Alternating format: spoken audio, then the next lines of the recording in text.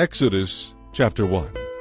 These are the sons of Jacob who went with their father to Egypt, each with his family: Reuben, Simeon, Levi, Judah, Issachar, Zebulun, Benjamin, Dan, Naphtali, Gad, and Asher. Joseph was already down in Egypt. In all, Jacob had 70 direct descendants. In this time Joseph and each of his brothers died, ending that generation. But their descendants had many children and grandchildren. In fact, they multiplied so quickly that they soon filled the land. Then a new king came to the throne of Egypt, who knew nothing about Joseph or what he had done. He told his people, "These Israelites are becoming a threat to us because there are so many of them. We must find a way to put an end to this. If we don't, and if war breaks out, they will join our enemies and fight against us. Then they will escape from the country."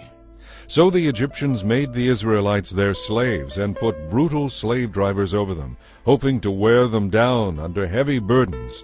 They forced them to build the cities of Pithom and Ramses as supply centers for the king. But the more the Egyptians oppressed them, the more quickly the Israelites multiplied. The Egyptians soon became alarmed and decided to make their slavery more bitter still.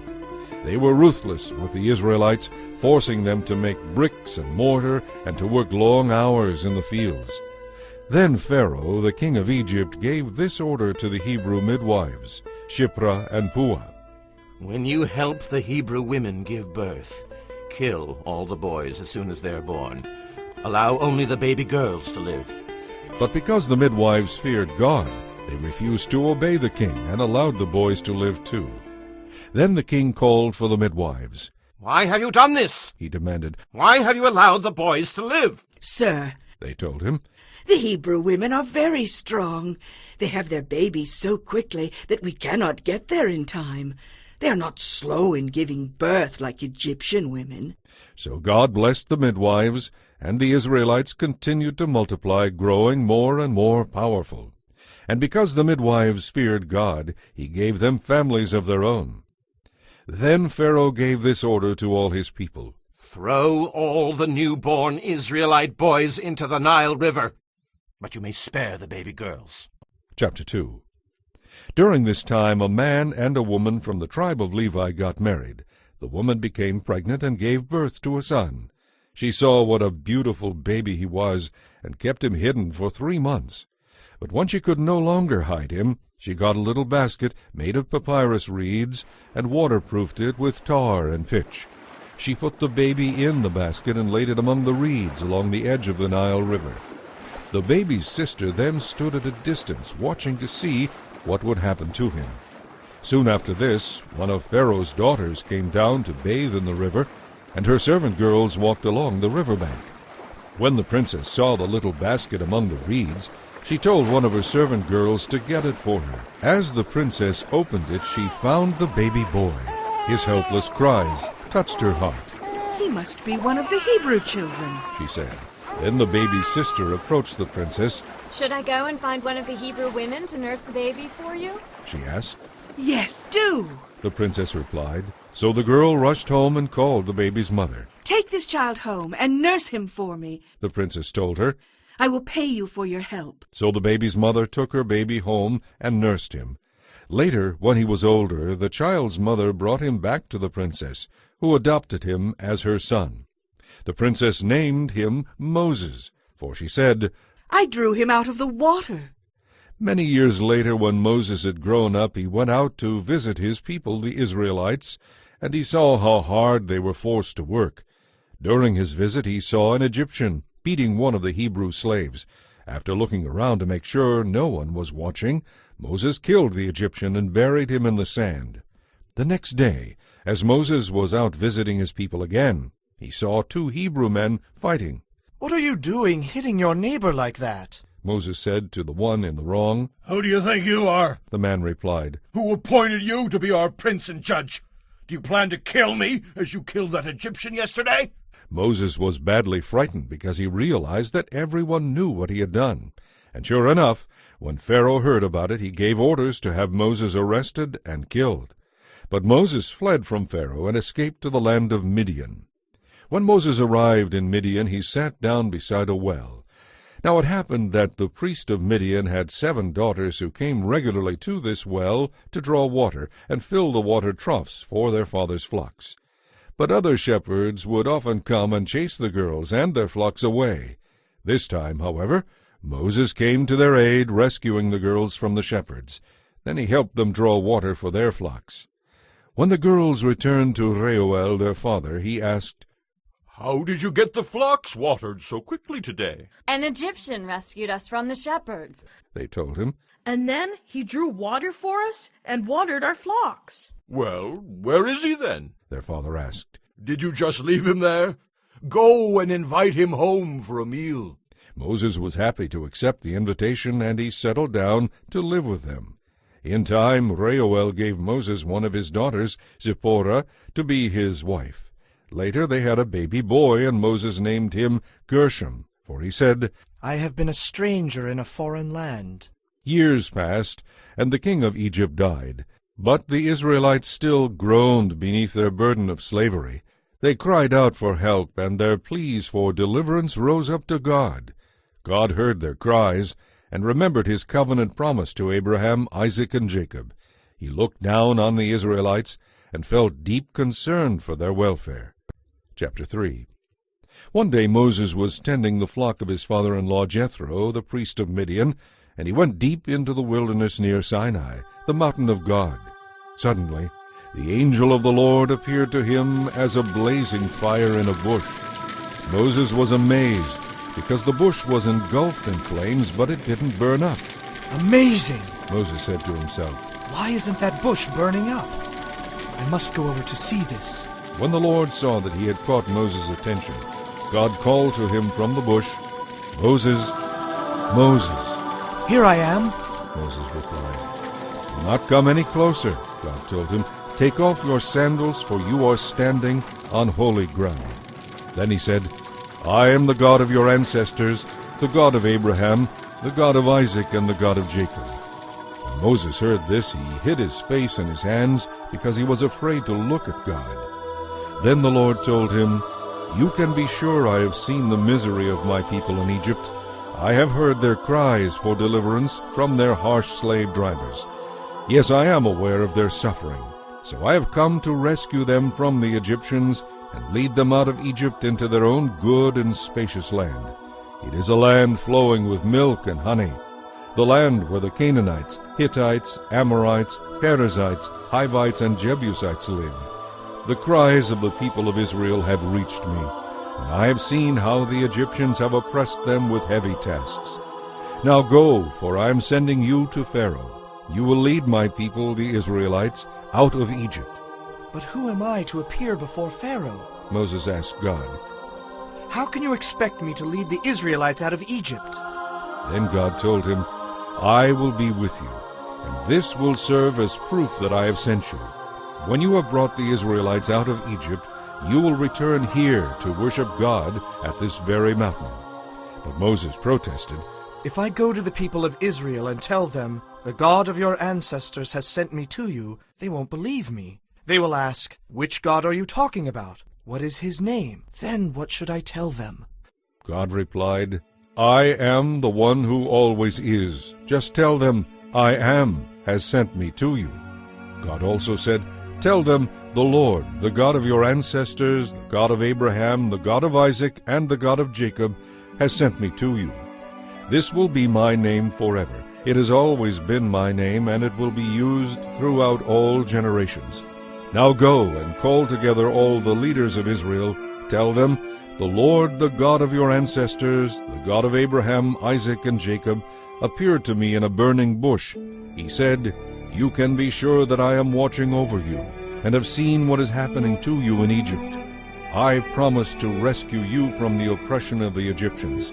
I will lead you to the land now occupied by the Canaanites, Hittites, Amorites, Perizzites, Hivites, and Jebusites, a land flowing with milk and honey. The leaders of the people of Israel will accept your message. Then all of you must go straight to the king of Egypt and tell him, The Lord, the God of the Hebrews, has met with us. Let us go on a 3-day journey into the wilderness to offer sacrifices to the Lord our God. But I know that the king of Egypt will not let you go except under heavy pressure. So I will reach out and strike at the heart of Egypt with all kinds of miracles. Then at last he will let you go. I will see to it that the Egyptians treat you well. They will load you down with gifts, so you will not leave empty-handed. The Israelite women will ask for silver and gold jewelry and fine clothing from their Egyptian neighbors and their neighbors' guests. With this clothing you will dress your sons and daughters. In this way you will plunder the Egyptians. Chapter 4. But Moses protested again. Look, they won't believe me. They won't do what I tell them. They just say, "The Lord never appeared to you." Then the Lord asked him, "What do you have there in your hand?" "A shepherd's staff," Moses replied. "Throw it down on the ground," the Lord told him. So Moses threw it down, and it became a snake. Moses was terrified, so he turned and ran away. Then the Lord told him, "Take hold of its tail." So Moses reached out and grabbed it, and it became a shepherd's staff again. "Perform this sign, and they will believe you," the Lord told him. "Then they will realize that the Lord, the God of their ancestors, the God of Abraham, the God of Isaac, and the God of Jacob, really has appeared to you." Then the Lord said to Moses, "Put your hand inside your robe." Moses did so, and when he took it out again, his hand was white as snow with leprosy. "Now put your hand back into your robe again," the Lord said. Moses did, and when he took it out this time, it was as healthy as the rest of his body. "If they do not believe the first miraculous sign, they will believe the second," the Lord said. "And if they do not believe you even after these 2 signs, then take some water from the Nile River and pour it out on the dry ground. When you do, it will turn into blood." But Moses pleaded with the Lord, "O Lord, I'm just not a good speaker. I never have been, and I'm not now, even after you have spoken to me. I'm clumsy with words." "Who makes mouths?" the Lord asked him. "Who makes people so they can speak or not speak, hear or not hear, see or not see? Is it not I, the Lord? Now go and do as I have told you. I will help you speak well, and I will tell you what to say." But Moses again pleaded, "Lord, please, send someone else." Then the Lord became angry with Moses. "All right," he said, "what about your brother Aaron, the Levite? He is a good speaker, and look, he is on his way to meet you now. And when he sees you, he will be very glad. You will talk to him, giving him the words to say. I will help both of you to speak clearly, and I will tell you what to do. Aaron will be your spokesman to the people, and you will be as God to him, telling him what to say. And be sure to take your shepherd's staff along, so you can perform the miraculous signs I have shown you." Then Moses went back home and talked it over with Jethro, his father-in-law. "With your permission," Moses said, "I would like to go back to Egypt to visit my family. I don't even know whether they are still alive." Go with my blessing, Jethro replied. Before Moses left Midian, the Lord said to him, "Do not be afraid to return to Egypt, for all those who wanted to kill you are dead." So Moses took his wife and sons, put them on a donkey, and headed back to the land of Egypt. In his hand he carried the staff of God. Then the Lord reminded him, "When you arrive back in Egypt, go to Pharaoh and perform the miracles I have empowered you to do. But I will make him stubborn, so he will not let the people go. Then you will tell him, 'This is what the Lord says. Israel is my firstborn son. I commanded you to let him go, so he could worship me. But since you have refused, be warned. I will kill your firstborn son.'" On the journey when Moses and his family had stopped for the night, the Lord confronted Moses and was about to kill him. But Zipporah, his wife, took a flint knife and circumcised her son. She threw the foreskin at Moses' feet and said, "What a blood-smeared bridegroom you are to me." When she called Moses a blood-smeared bridegroom, she was referring to the circumcision. After that, the Lord left him alone. Now the Lord had said to Aaron, "Go out into the wilderness to meet Moses." So Aaron traveled to the mountain of God, where he found Moses, and greeted him warmly. Moses then told Aaron everything the Lord had commanded them to do and say. and he told him about the miraculous signs they were to perform.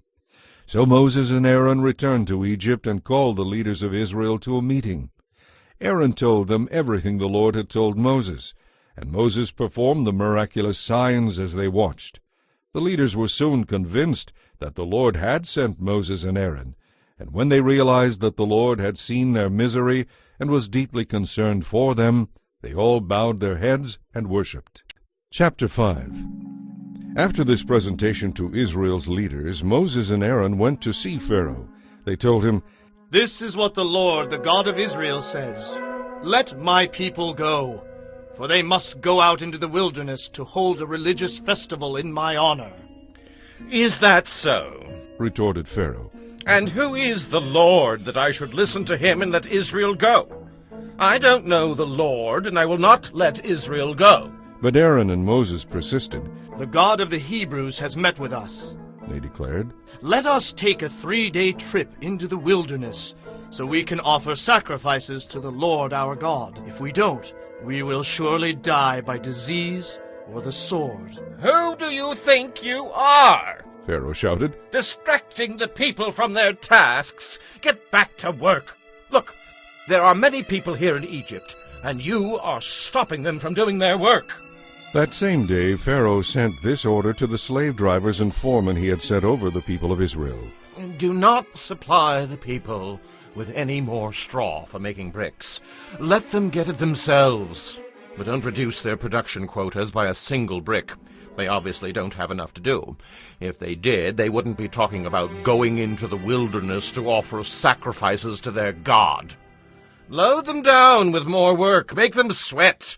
That will teach them to listen to these liars. So the slave drivers and foremen informed the people, Pharaoh has ordered us not to provide straw for you. Go and get it yourselves. Find it wherever you can. But you must produce just as many bricks as before. So the people scattered throughout the land in search of straw.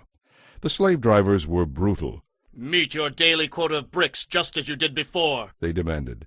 Then they whipped the Israelite foremen in charge of the work crews. Why haven't you met your quotas either yesterday or today? They demanded. So the Israelite foreman went to Pharaoh and pleaded with him.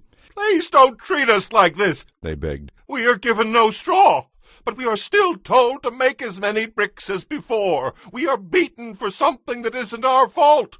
It is the fault of your slave drivers for making such unreasonable demands. But Pharaoh replied, You're just lazy. You obviously don't have enough to do. If you did, you wouldn't be saying, let us go, so we can offer sacrifices to the Lord. Now get back to work. No straw will be given to you, but you must still deliver the regular quota of bricks. Since Pharaoh would not let up on his demands, the Israelite foremen could see that they were in serious trouble. As they left Pharaoh's court, they met Moses and Aaron, who were waiting outside for them. The foreman said to them, May the Lord judge you for getting us into this terrible situation with Pharaoh and his officials. You have given them an excuse to kill us. So Moses went back to the Lord and protested, Why have you mistreated your own people like this, Lord? Why did you send me? Since I gave Pharaoh your message, he has been even more brutal to your people. You have not even begun to rescue them. Chapter 6. Now you will see what I will do to Pharaoh, the Lord told Moses. When he feels my powerful hand upon him, he will let the people go. In fact, he will be so anxious to get rid of them that he will force them to leave his land. And God continued, I am the Lord. I appeared to Abraham, to Isaac, and to Jacob as God Almighty, though I did not reveal my name, the Lord, to them. And I entered into a solemn covenant with them. Under its terms I swore to give them the land of Canaan, where they were living.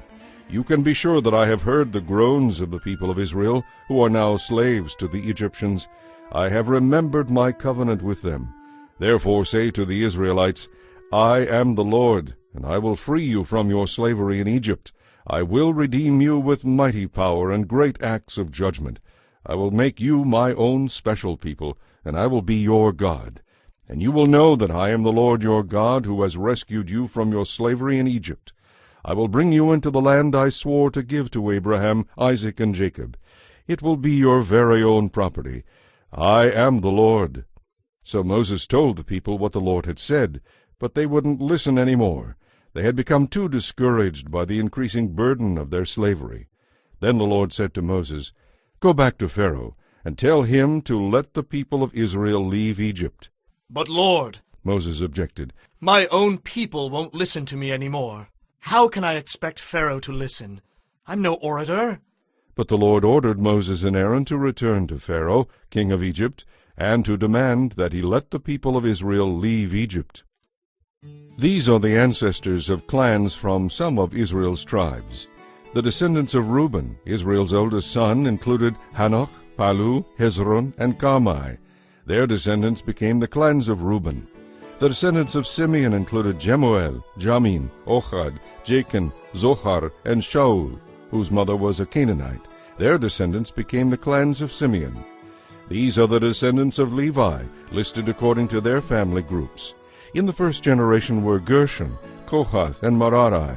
Levi, their father, lived to be 137 years old. The descendants of Gershon included Libni and Shimei, each of whom is the ancestor of a clan. The descendants of Kohath included Amram, Ishar, Hebron, and Uziel. Kohath lived to be 133 years old. The descendants of Merari included Malai and Mushai. These are the clans of the Levites listed according to their genealogies. Amram married his father's sister Jochebed, and she bore him Aaron and Moses. Amram lived to be 137 years old. The descendants of Isar included Korah, Nepheg, and Zikri. The descendants of Uziel included Mishael, Elzaphan, and Sithri. Aaron married Elisheba, the daughter of Aminadab, and sister of Nashon, and she bore him Nadab, Abihu, Eleazar, and Ithamar. The descendants of Korah included Asir, Elkanah, and Abiasaph. Their descendants became the clans of Korah. Eleazar, son of Aaron, married one of the daughters of Putiel, and she bore him Phinehas. These are the ancestors of the Levite clans listed according to their family groups. The Aaron and Moses named in this list are the same Aaron and Moses to whom the Lord said, "Lead all the people of Israel out of the land of Egypt, division by division." They are the ones who went to Pharaoh to ask permission to lead the people from the land of Egypt. At that time the Lord had said to them, "I am the Lord. Give Pharaoh the message I have given you." This is the same Moses who had argued with the Lord, saying, I can't do it. I'm no orator. Why should Pharaoh listen to me? Chapter 7. Then the Lord said to Moses, "Pay close attention to this. I will make you seem like God to Pharaoh. Your brother Aaron will be your prophet. He will speak for you. Tell Aaron everything I say to you and have him announce it to Pharaoh. He will demand that the people of Israel be allowed to leave Egypt. But I will cause Pharaoh to be stubborn, so I can multiply my miraculous signs and wonders in the land of Egypt. Even then Pharaoh will refuse to listen to you. So I will crush Egypt with a series of disasters, after which I will lead the forces of Israel out with great acts of judgment. When I show the Egyptians my power and force them to let the Israelites go, they will realize that I am the Lord." So Moses and Aaron did just as the Lord had commanded them. Moses was 80 years old, and Aaron was 83 at the time they made their demands to Pharaoh. Then the Lord said to Moses and Aaron, "Pharaoh will demand that you show him a miracle to prove that God has sent you. When he makes this demand, say to Aaron, 'Throw down your shepherd's staff, and it will become a snake.'" So Moses and Aaron went to see Pharaoh, and they performed the miracle just as the Lord had told them. Aaron threw down his staff before Pharaoh and his court, and it became a snake. Then Pharaoh called in his wise men and magicians, and they did the same thing with their secret arts. Their staffs became snakes too. But then Aaron's snakes swallowed up their snakes. Pharaoh's heart, however, remained hard and stubborn. He still refused to listen, just as the Lord had predicted. Then the Lord said to Moses, "Pharaoh is very stubborn, and he continues to refuse to let the people go. So go to Pharaoh in the morning as he goes down to the river. Stand on the river bank and meet him there. Be sure to take along the shepherd's staff that turned into a snake. Say to him, 'The Lord, the God of the Hebrews, has sent me to say, let my people go, so they can worship me in the wilderness. Until now you have refused to listen to him. Now the Lord says, you are going to find out that I am the Lord. Look, I will hit the water of the Nile with this staff, and the river will turn to blood. The fish in it will die, and the river will stink. The Egyptians will not be able to drink any water from the Nile." Then the Lord said to Moses, "Tell Aaron to point his staff toward the waters of Egypt, all its rivers, canals, marshes, and reservoirs. Everywhere in Egypt the water will turn into blood, even the water stored in wooden bowls and stone pots in the people's homes." So Moses and Aaron did just as the Lord had commanded them. As Pharaoh and all of his officials watched, Moses raised his staff and hit the water of the Nile. Suddenly the whole river turned to blood. The fish in the river died, and the water became so foul that the Egyptians couldn't drink it. There was blood everywhere throughout the land of Egypt. But again the magicians of Egypt used their secret arts, and they too turned water into blood. So Pharaoh's heart remained hard and stubborn. He refused to listen to Moses and Aaron, just as the Lord had predicted. Pharaoh returned to his palace and put the whole thing out of his mind. Then the Egyptians dug wells along the riverbank to get drinking water, for they couldn't drink from the river. An entire week passed from the time the Lord turned the water of the Nile to blood. Chapter 8. Then the Lord said to Moses, "Go to Pharaoh once again and tell him, 'This is what the Lord says. Let my people go so they can worship me. If you refuse, then listen carefully to this. I will send vast hordes of frogs across your entire land, from one border to the other. The Nile River will swarm with them. They will come up out of the river and into your houses, even into your bedrooms and onto your beds. Every home in Egypt will be filled with them. They will fill even your ovens and your kneading bowls. You and your people will be overwhelmed by frogs." Then the Lord said to Moses, "Tell Aaron to point his shepherd's staff toward all the rivers, canals, and marshes of Egypt, so there will be frogs in every corner of the land." Aaron did so, and frogs covered the whole land of Egypt. But the magicians were able to do the same thing with their secret arts. They too caused frogs to come up on the land. Then Pharaoh summoned Moses and Aaron and begged, "Plead with the Lord to take the frogs away from me and my people. I will let the people go, so they can offer sacrifices to the Lord." "You set the time," Moses replied. "Tell me when you want me to pray for you, your officials, and your people. I will pray that you and your houses will be rid of the frogs. Then only the frogs in the Nile River will remain alive." "Do it tomorrow," Pharaoh said. "All right. Moses replied, It will be as you have said. Then you will know that no one is as powerful as the Lord our God. All the frogs will be destroyed, except those in the river." So Moses and Aaron left Pharaoh, and Moses pleaded with the Lord about the frogs he had sent. And the Lord did as Moses had promised.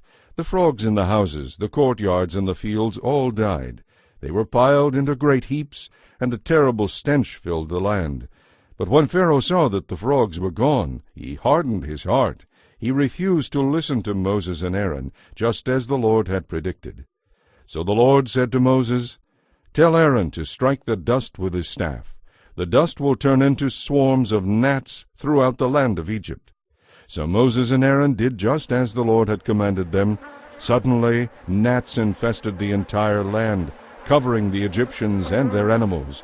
All the dust in the land of Egypt turned into gnats. Pharaoh's magicians tried to do the same thing with their secret arts, but this time they failed, and the gnats covered all the people and animals. "This is the finger of God!" the magicians exclaimed to Pharaoh. But Pharaoh's heart remained hard and stubborn. He wouldn't listen to them, just as the Lord had predicted. Next the Lord told Moses, "Get up early in the morning and meet Pharaoh as he goes down to the river. Say to him, 'This is what the Lord says. Let my people go so they can worship me. If you refuse, I will send swarms of flies throughout Egypt. Your homes will be filled with them, and the ground will be covered with them. But it will be very different in the land of Goshen, where the Israelites live. No flies will be found there. Then you will know that I am the Lord, and that I have power even in the heart of your land. I will make a clear distinction between your people and my people. This miraculous sign will happen tomorrow." And the Lord did just as he had said. There were terrible swarms of flies in Pharaoh's palace and in every home in Egypt. The whole country was thrown into chaos by the flies. Pharaoh hastily called for Moses and Aaron. All right, go ahead and offer sacrifices to your God, he said. but do it here in this land. Don't go out into the wilderness. But Moses replied, That won't do. The Egyptians would detest the sacrifices that we offer to the Lord our God. If we offer them here where they can see us, they will be sure to stone us. We must take a 3-day trip into the wilderness to offer sacrifices to the Lord our God, just as he has commanded us. All right, go ahead. Pharaoh replied. I will let you go to offer sacrifices to the Lord your God in the wilderness, but don't go too far away. Now hurry and pray for me. As soon as I go, Moses said, I will ask the Lord to cause the swarms of flies to disappear from you and all your people. But I am warning you, don't change your mind again and refuse to let the people go to sacrifice to the Lord. So Moses left Pharaoh and asked the Lord to remove all the flies. And the Lord did as Moses asked, and caused the swarms to disappear. Not a single fly remained in the land. But Pharaoh hardened his heart again, and refused to let the people go. Chapter 9. Go back to Pharaoh, the Lord commanded Moses. Tell him, this is what the Lord, the God of the Hebrews, says. Let my people go so they can worship me. If you continue to oppress them and refuse to let them go, the Lord will send a deadly plague to destroy your horses, donkeys, camels, cattle, and sheep. But the Lord will again make a distinction between the property of the Israelites and that of the Egyptians. Not a single one of Israel's livestock will die. The Lord announced that he would send the plague the very next day, and he did it just as he had said. The next morning all the livestock of the Egyptians began to die. But the Israelites didn't lose a single animal from their flocks and herds. Pharaoh sent officials to see whether it was true that none of the Israelites' animals were dead. But even after he found it to be true, his heart remained stubborn. He still refused to let the people go. Then the Lord said to Moses and Aaron, Take soot from a furnace, and have Moses toss it into the sky while Pharaoh watches. It will spread like fine dust over the whole land of Egypt, causing boils to break out on people and animals alike. So they gathered soot from a furnace and went to see Pharaoh. As Pharaoh watched, Moses tossed the soot into the air, and terrible boils broke out on the people and animals throughout Egypt. Even the magicians were unable to stand before Moses, because the boils had broken out on them too. But the Lord made Pharaoh even more stubborn, and he refused to listen just as the Lord had predicted. Then the Lord said to Moses, Get up early in the morning. Go to Pharaoh and tell him, The Lord, the God of the Hebrews, says, Let my people go, so they can worship me. If you don't, I will send a plague that will really speak to you and your officials and all the Egyptian people. I will prove to you that there is no other God like me in all the earth. I could have killed you all by now. I could have attacked you with a plague that would have wiped you from the face of the earth. But I have let you live for this reason, that you might see my power, and that my fame might spread throughout the earth. But you are still lording it over my people, and you refuse to let them go. So tomorrow at this time I will send a hailstorm worse than any in all of Egypt's history. Quick, order your livestock and servants to come in from the fields. Every person or animal left outside will die beneath the hail. Some of Pharaoh's officials believed what the Lord said. They immediately brought their livestock and servants in from the fields. But those who had no respect for the word of the Lord left them out in the open. Then the Lord said to Moses, Lift your hand toward the sky, and cause the hail to fall throughout Egypt, on the people, the animals, and the crops. So Moses lifted his staff toward the sky, and the Lord sent thunder and hail, and lightning struck the earth. The Lord sent a tremendous hailstorm against all the land of Egypt. Never in all the history of Egypt had there been a storm like that, with such severe hail and continuous lightning. It left all of Egypt in ruins. Everything left in the fields was destroyed, people, animals, and crops alike. Even all the trees were destroyed. The only spot in all Egypt without hail that day was the land of Goshen, where the people of Israel lived. Then Pharaoh urgently sent for Moses and Aaron. I finally admit my fault, he confessed. The Lord is right, and my people and I are wrong. please beg the Lord to end this terrifying thunder and hail. I will let you go at once." All right. Moses replied. As soon as I leave the city, I will lift my hands and pray to the Lord. Then the thunder and hail will stop. This will prove to you that the earth belongs to the Lord. But as for you and your officials, I know that you still do not fear the Lord God as you should. All the flax and barley were destroyed because the barley was ripe and the flax was in bloom. But the wheat and the spelt were not destroyed because they had not yet sprouted from the ground. So Moses left Pharaoh and went out of the city. As he lifted his hands to the Lord, all at once the thunder and hail stopped, and the downpour ceased. When Pharaoh saw this, he and his officials sinned yet again by stubbornly refusing to do as they had promised. Pharaoh refused to let the people leave, just as the Lord had predicted. Chapter 10. Then the Lord said to Moses, "Return to Pharaoh and again make your demands. I have made him and his officials stubborn so I can continue to display my power by performing miraculous signs among them. You will be able to tell wonderful stories to your children and grandchildren about the marvelous things I am doing among the Egyptians to prove that I am the Lord." So Moses and Aaron went to Pharaoh and said, "This is what the Lord, the God of the Hebrews, says. How long will you refuse to submit to me? Let my people go so they can worship me. If you refuse, watch out, for tomorrow I will cover the whole country with locusts. There will be so many that you won't be able to see the ground. They will devour everything that escaped the hailstorm, including all the trees in the fields. They will overrun your palaces and the homes of your officials and all the houses of Egypt. Never in the history of Egypt has there been a plague like this one." And with that Moses turned and walked out. The court officials now came to Pharaoh and appealed to him. "How long will you let these disasters go on? Please let the Israelites go to serve the Lord their God. Don't you realize that Egypt lies in ruins?" So Moses and Aaron were brought back to Pharaoh.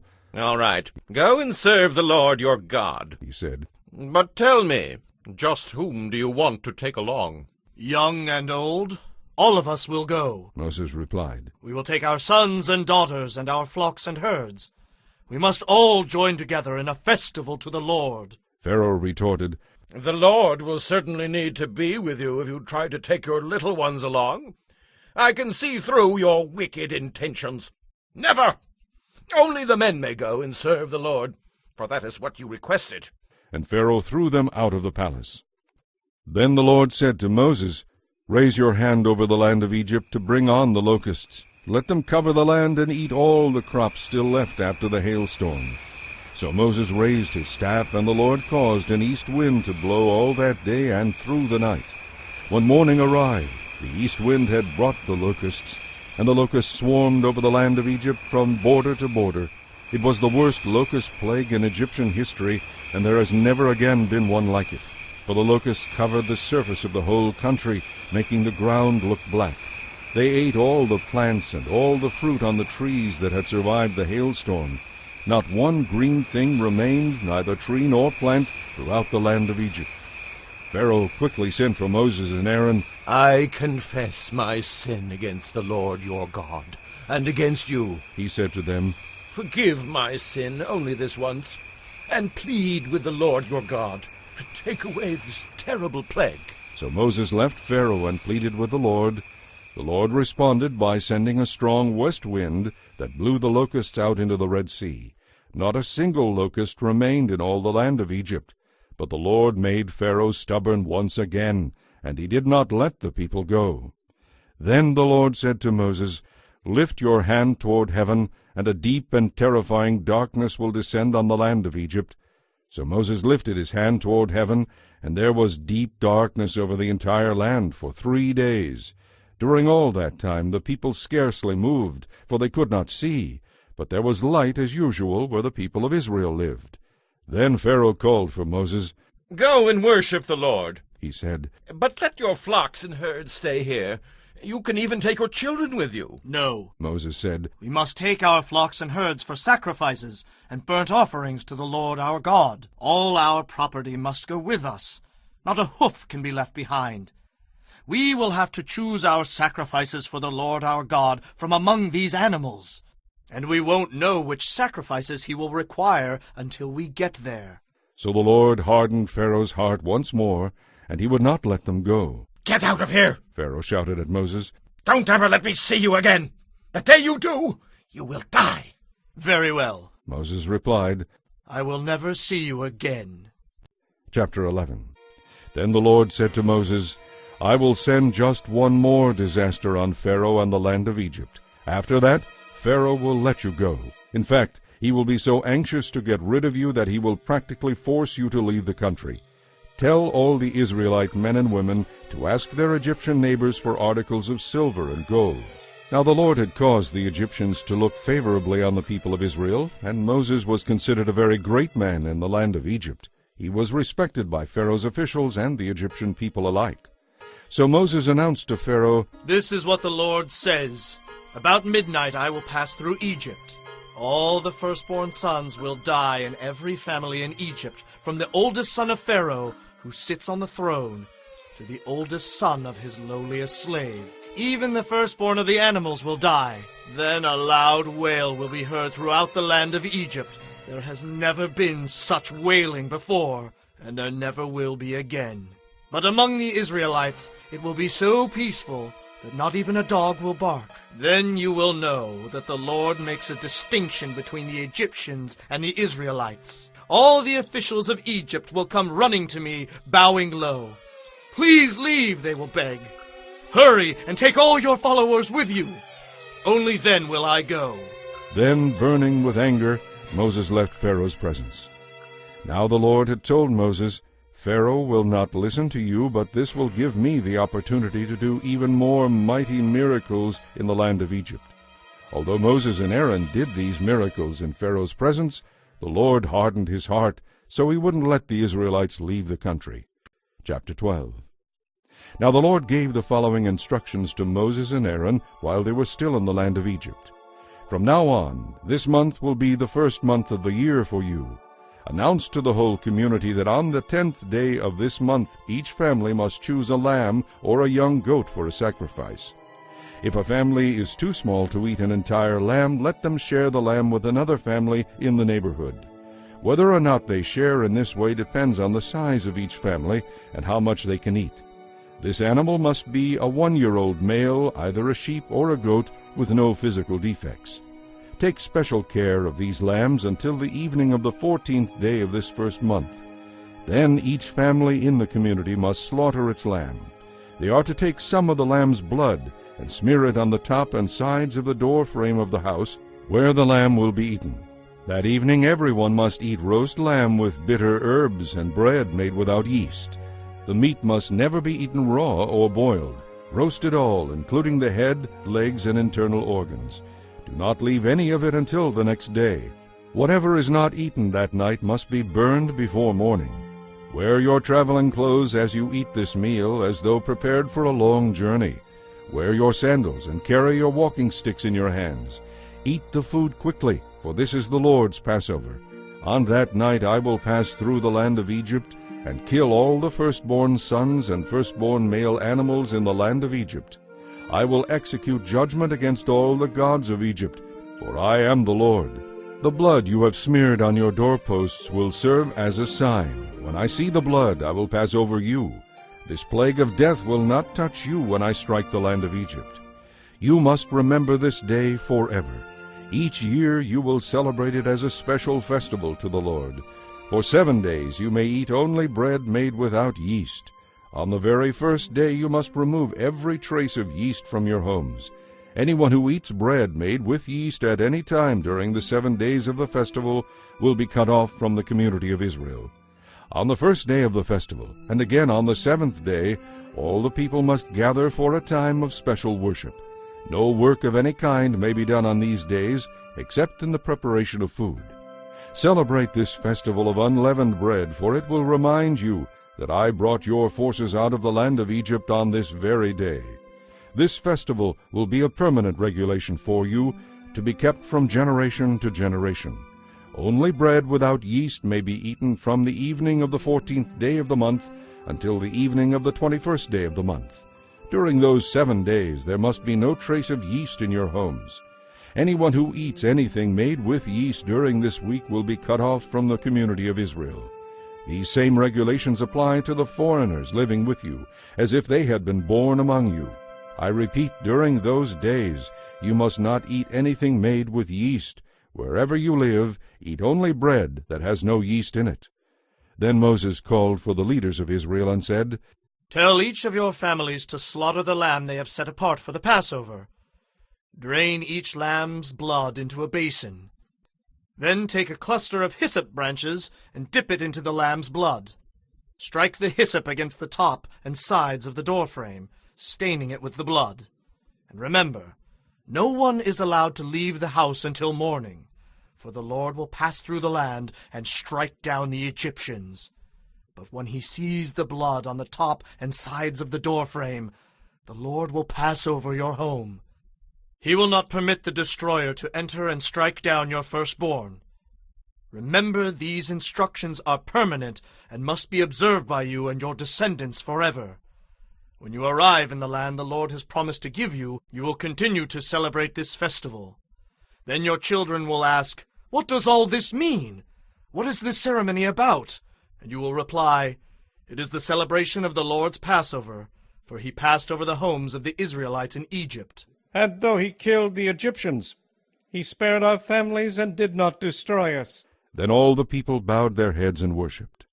So the people of Israel did just as the Lord had commanded through Moses and Aaron, and at midnight the Lord killed all the firstborn sons in the land of Egypt, from the firstborn son of Pharaoh who sat on the throne, to the firstborn son of the captive in the dungeon. Even the firstborn of their livestock were killed.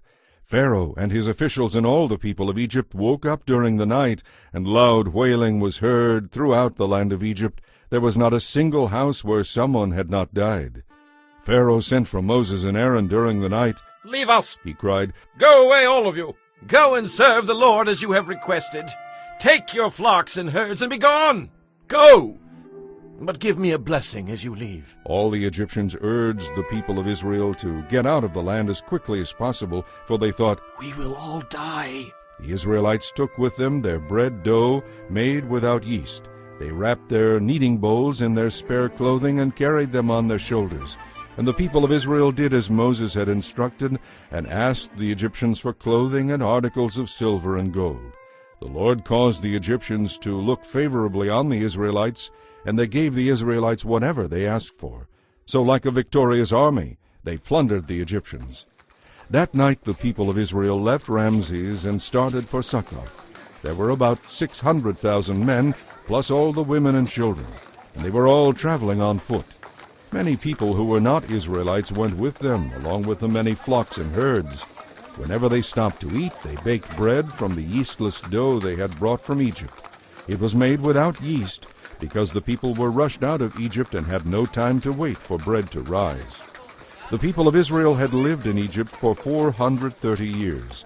In fact, it was on the last day of the 430th year that all the Lord's forces left the land.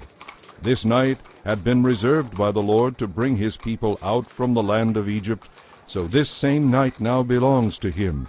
It must be celebrated every year from generation to generation to remember the Lord's deliverance. Then the Lord said to Moses and Aaron, These are the regulations for the festival of Passover.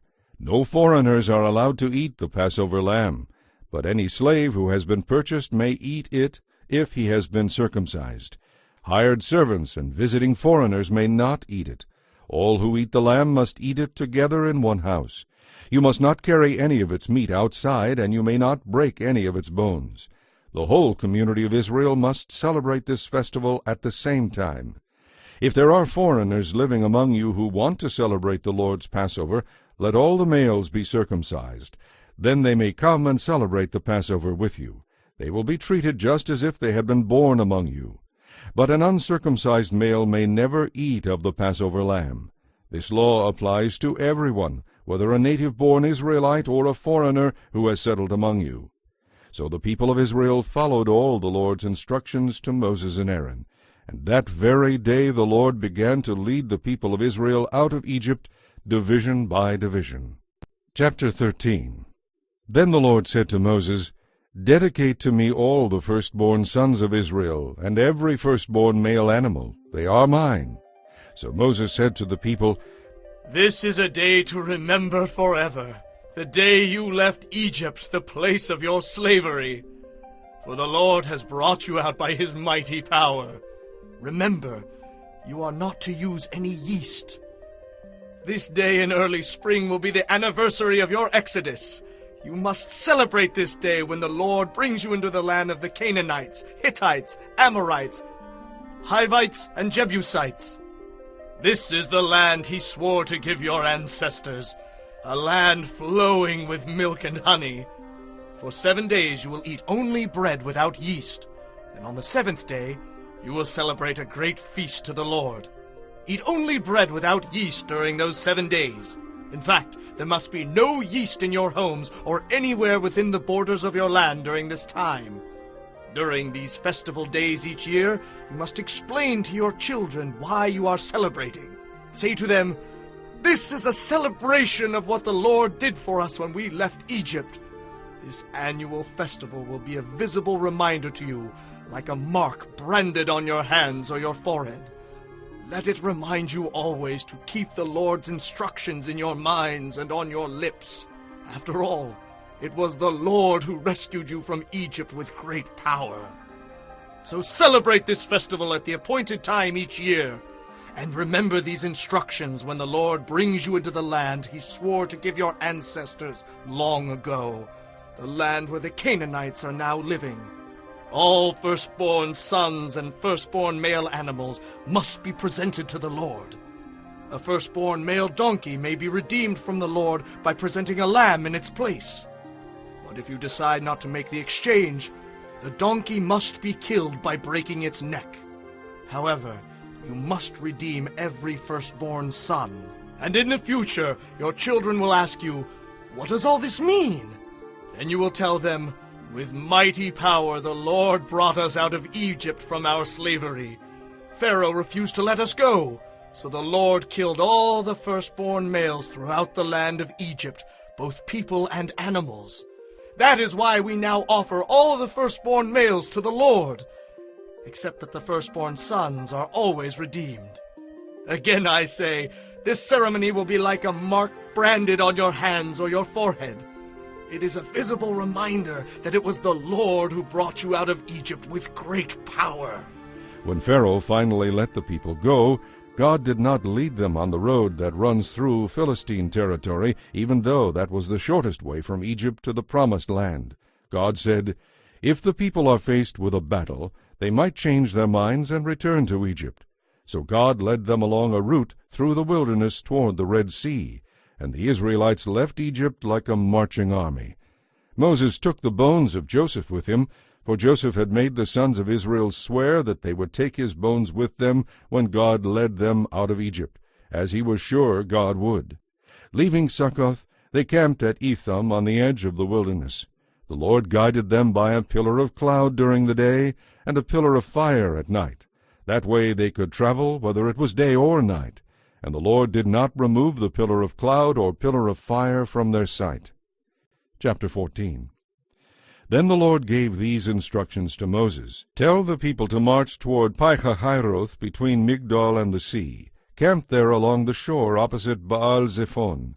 Then Pharaoh will think, 'Those Israelites are confused. They are trapped between the wilderness and the sea.' And once again I will harden Pharaoh's heart, and he will chase after you. I have planned this so I will receive great glory at the expense of Pharaoh and his armies. After this, the Egyptians will know that I am the Lord." So the Israelites camped there as they were told. When word reached the king of Egypt that the Israelites were not planning to return to Egypt after 3 days, Pharaoh and his officials changed their minds. "What have we done, letting all these slaves get away?" they asked. So Pharaoh called out his troops and led the chase in his chariot. He took with him 600 of Egypt's best chariots, along with the rest of the chariots of Egypt, each with a commander. The Lord continued to strengthen Pharaoh's resolve, and he chased after the people of Israel who had escaped so defiantly. All the forces in Pharaoh's army, all his horses, chariots, and charioteers, were used in the chase. The Egyptians caught up with the people of Israel as they were camped beside the shore near Pi-hahiroth, across from Baal-zephon. As Pharaoh and his army approached, the people of Israel could see them in the distance, marching toward them. The people began to panic, and they cried out to the Lord for help. Then they turned against Moses and complained, "Why did you bring us out here to die in the wilderness? Weren't there enough graves for us in Egypt? Why did you make us leave? Didn't we tell you to leave us alone while we were still in Egypt? Our Egyptian slavery was far better than dying out here in the wilderness." But Moses told the people, Don't be afraid. Just stand where you are and watch the Lord rescue you. The Egyptians that you see today will never be seen again. The Lord himself will fight for you. You won't have to lift a finger in your defense. Then the Lord said to Moses, "Why are you crying out to me? Tell the people to get moving. Use your shepherd's staff, hold it out over the water, and a path will open up before you through the sea. Then all the people of Israel will walk through on dry ground. Yet I will harden the hearts of the Egyptians, and they will follow the Israelites into the sea. Then I will receive great glory at the expense of Pharaoh and his armies, chariots and charioteers. When I am finished with Pharaoh and his army, all Egypt will know that I am the Lord." Then the angel of God, who had been leading the people of Israel, moved to a position behind them, and the pillar of cloud also moved around behind them. The cloud settled between the Israelite and Egyptian camps. As night came, the pillar of cloud turned into a pillar of fire, lighting the Israelite camp. But the cloud became darkness to the Egyptians, and they couldn't find the Israelites. Then Moses raised his hand over the sea, and the Lord opened up a path through the water with a strong east wind. The wind blew all that night, turning the seabed into dry land. So the people of Israel walked through the sea on dry ground, with walls of water on each side. Then the Egyptians, all of Pharaoh's horses, chariots, and charioteers, followed them across the bottom of the sea. But early in the morning the Lord looked down on the Egyptian army from the pillar of fire and cloud, and he threw them into confusion. Their chariot wheels began to come off, making their chariots impossible to drive. Let's get out of here! The Egyptians shouted. The Lord is fighting for Israel against us! When all the Israelites were on the other side, the Lord said to Moses, "Raise your hand over the sea again. Then the waters will rush back over the Egyptian chariots and charioteers." So as the sun began to rise, Moses raised his hand over the sea. The water roared back into its usual place, and the Lord swept the terrified Egyptians into the surging currents. The waters covered all the chariots and charioteers, the entire army of Pharaoh. Of all the Egyptians who had chased the Israelites into the sea, not a single one survived. The people of Israel had walked through the middle of the sea on dry land, as the water stood up like a wall on both sides. This was how the Lord rescued Israel from the Egyptians that day. And the Israelites could see the bodies of the Egyptians washed up on the shore. When the people of Israel saw the mighty power that the Lord had displayed against the Egyptians, they feared the Lord and put their faith in him and his servant Moses. Chapter 15. Then Moses and the people of Israel sang this song to the Lord. I will sing to the Lord, for he has triumphed gloriously. He has thrown both horse and rider into the sea. The Lord is my strength and my song. He has become my victory. He is my God, and I will praise him. He is my father's God, and I will exalt him. The Lord is a warrior. Yes, the Lord is his name. Pharaoh's chariots and armies he has thrown into the sea. The very best of Pharaoh's officers have been drowned in the Red Sea. The deep waters have covered them. They sank to the bottom like a stone. Your right hand, O Lord, is glorious in power. Your right hand, O Lord, dashes the enemy to pieces. In the greatness of your majesty, you overthrew those who rose against you. Your anger flashed forth. It consumed them as fire burns straw. At the blast of your breath, the waters piled up. The surging waters stood straight like a wall. In the middle of the sea, the waters became hard. The enemy said, I will chase them, catch up with them, and destroy them. I will divide the plunder, avenging myself against them. I will unsheathe my sword, my power will destroy them. But with a blast of your breath, the sea covered them, They sank like lead in the mighty waters. Who else among the gods is like you, O Lord? Who is glorious in holiness like you, so awesome in splendor, performing such wonders? You raised up your hand, and the earth swallowed our enemies. With unfailing love you will lead this people whom you have ransomed. You will guide them in your strength to the place where your holiness dwells. The nations will hear and tremble. Anguish will grip the people of Philistia. The leaders of Edom will be terrified. The nobles of Moab will tremble. All the people of Canaan will melt with fear. Terror and dread will overcome them. Because of your great power, they will be silent like a stone. Until your people pass by, O Lord. Until the people whom you purchased pass by. You will bring them in and plant them on your own mountain. The place you have made as your home, O Lord. The sanctuary, O Lord, that your hands have made. The Lord will reign forever and ever. When Pharaoh's horses, chariots, and charioteers rushed into the sea, the Lord brought the water crashing down on them. But the people of Israel had walked through on dry land. Then Miriam, the prophet, Aaron's sister, took a tambourine and led all the women in rhythm and dance. And Miriam sang this song: I will sing to the Lord, for he has triumphed gloriously. He has thrown both horse and rider into the sea. Then Moses led the people of Israel away from the Red Sea, and they moved out into the Shur desert. They traveled in this desert for 3 days without water. When they came to Marah, they finally found water, but the people couldn't drink it because it was bitter. That is why the place was called Marah, which means bitter. Then the people turned against Moses. What are we going to drink? They demanded. So Moses cried out to the Lord for help, and the Lord showed him a branch. Moses took the branch and threw it into the water. This made the water good to drink. It was there at Marah that the Lord laid before them the following conditions to test their faithfulness to him. If you will listen carefully to the voice of the Lord your God, and do what is right in his sight, obeying his commands and laws, then I will not make you suffer the diseases I sent on the Egyptians, for I am the Lord who heals you. After leaving Marah, they came to Elim, where there were 12 springs and 70 palm trees. They camped there beside the springs. Chapter 16. Then they left Elim and journeyed into the Sin desert, between Elim and Mount Sinai. They arrived there a month after leaving Egypt. There, too, the whole community of Israel spoke bitterly against Moses and Aaron. Oh, that we were back in Egypt, they moaned. It would have been better if the Lord had killed us there. At least there we had plenty to eat. But now you have brought us into this desert to starve us to death. Then the Lord said to Moses, Look, I'm going to rain down food from heaven for you. The people can go out each day and pick up as much food as they need for that day. I will test them in this to see whether they will follow my instructions. Tell them to pick up twice as much as usual on the 6th day of each week. Then Moses and Aaron called a meeting of all the people of Israel and told them, In the evening you will realize that it was the Lord who brought you out of the land of Egypt. In the morning you will see the glorious presence of the Lord. He has heard your complaints, which are against the Lord and not against us. The Lord will give you meat to eat in the evening and bread in the morning, for he has heard all your complaints against him. Yes, your complaints are against the Lord, not against us.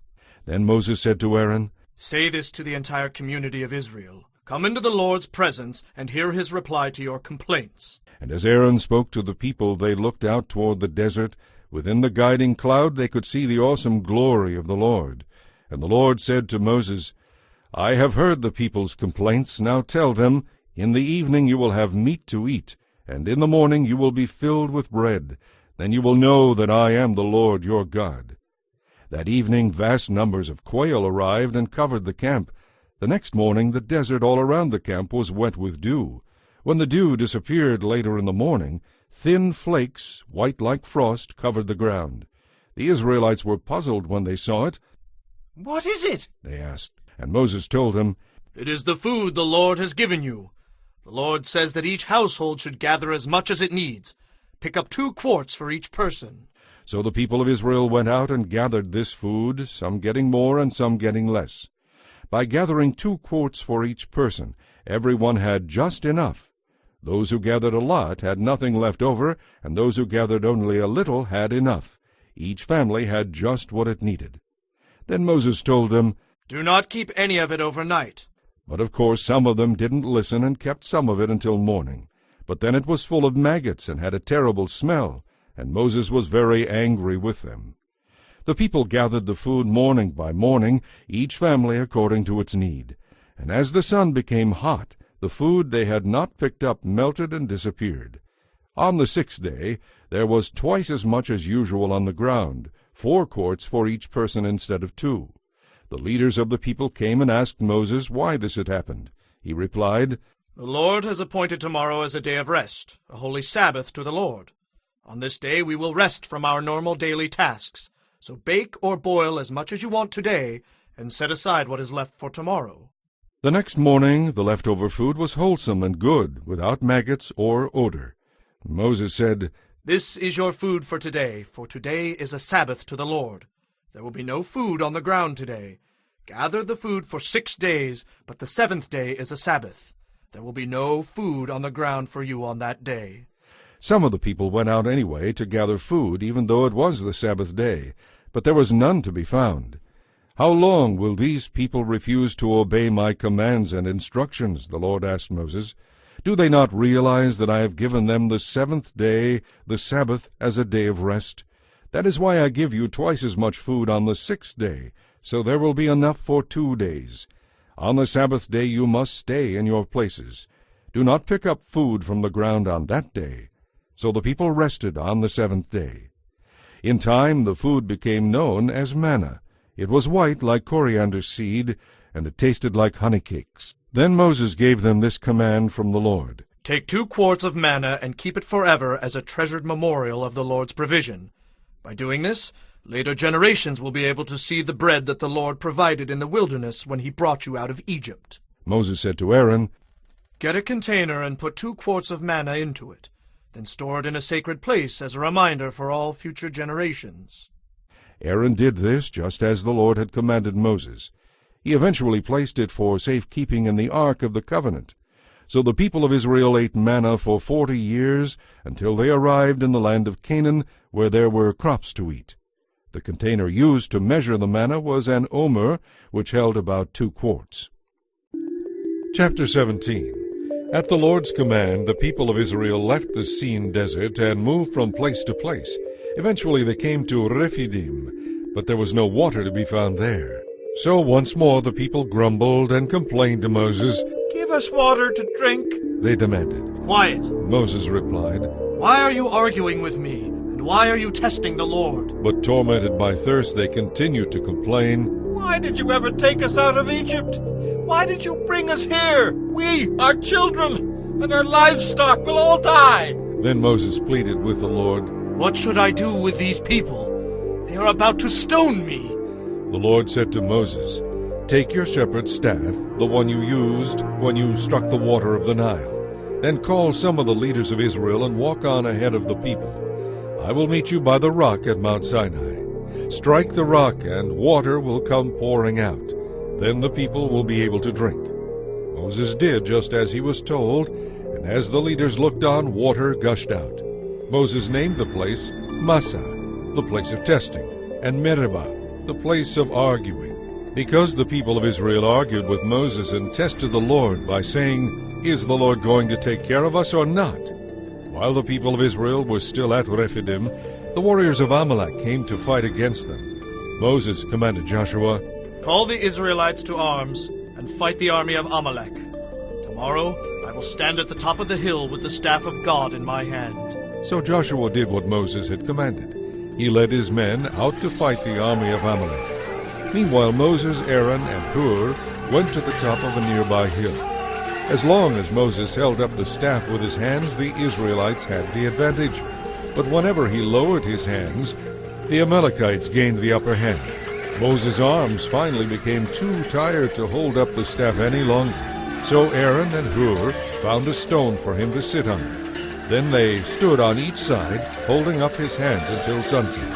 As a result, Joshua and his troops were able to crush the army of Amalek. Then the Lord instructed Moses, Write this down as a permanent record and announce it to Joshua.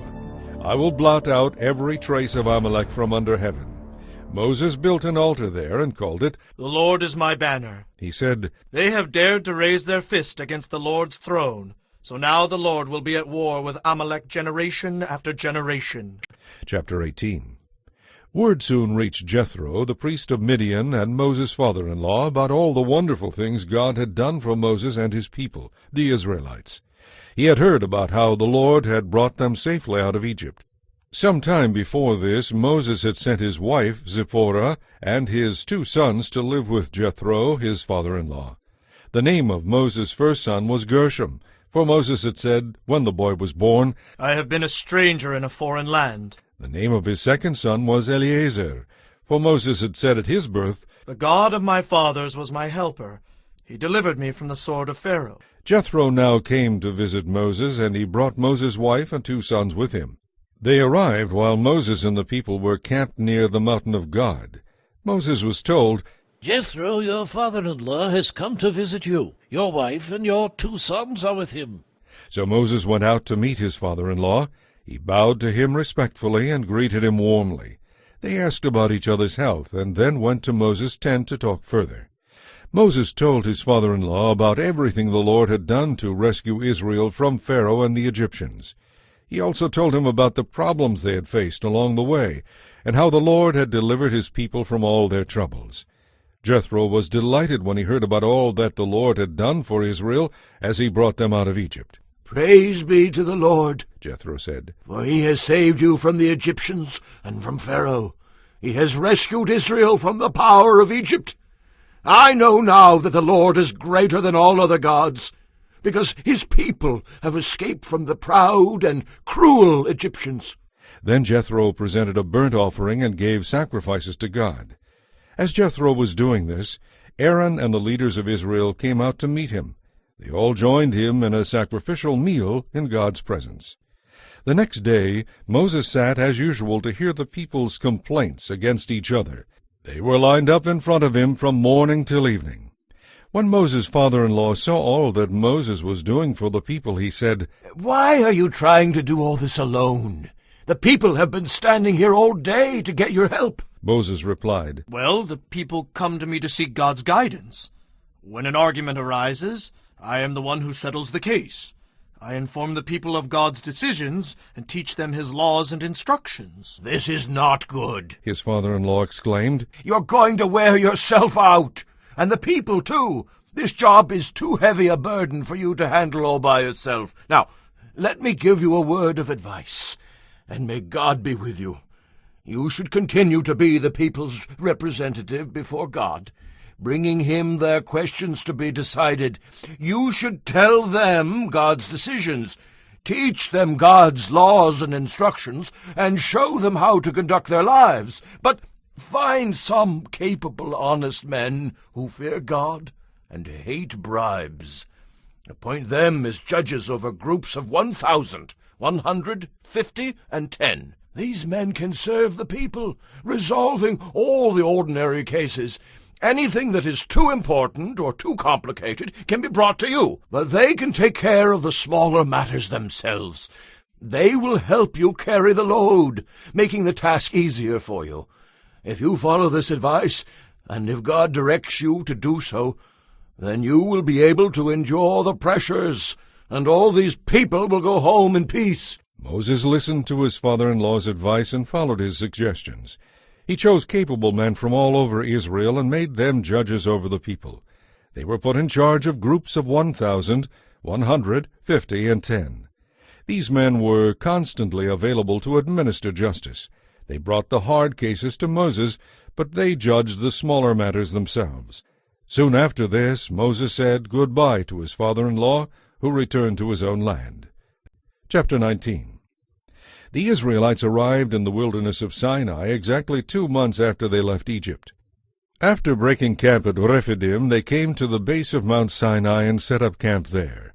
Then Moses climbed the mountain to appear before God. The Lord called out to him from the mountain and said, Give these instructions to the descendants of Jacob, the people of Israel.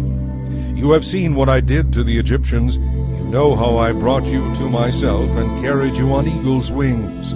Now if you will obey me and keep my covenant, you will be my own special treasure from among all the nations of the earth. For all the earth belongs to me, and you will be to me a kingdom of priests, my holy nation. Give this message to the Israelites. Moses returned from the mountain and called together the leaders of the people and told them what the Lord had said. They all responded together, "We will certainly do everything the Lord asks of us." So Moses brought the people's answer back to the Lord.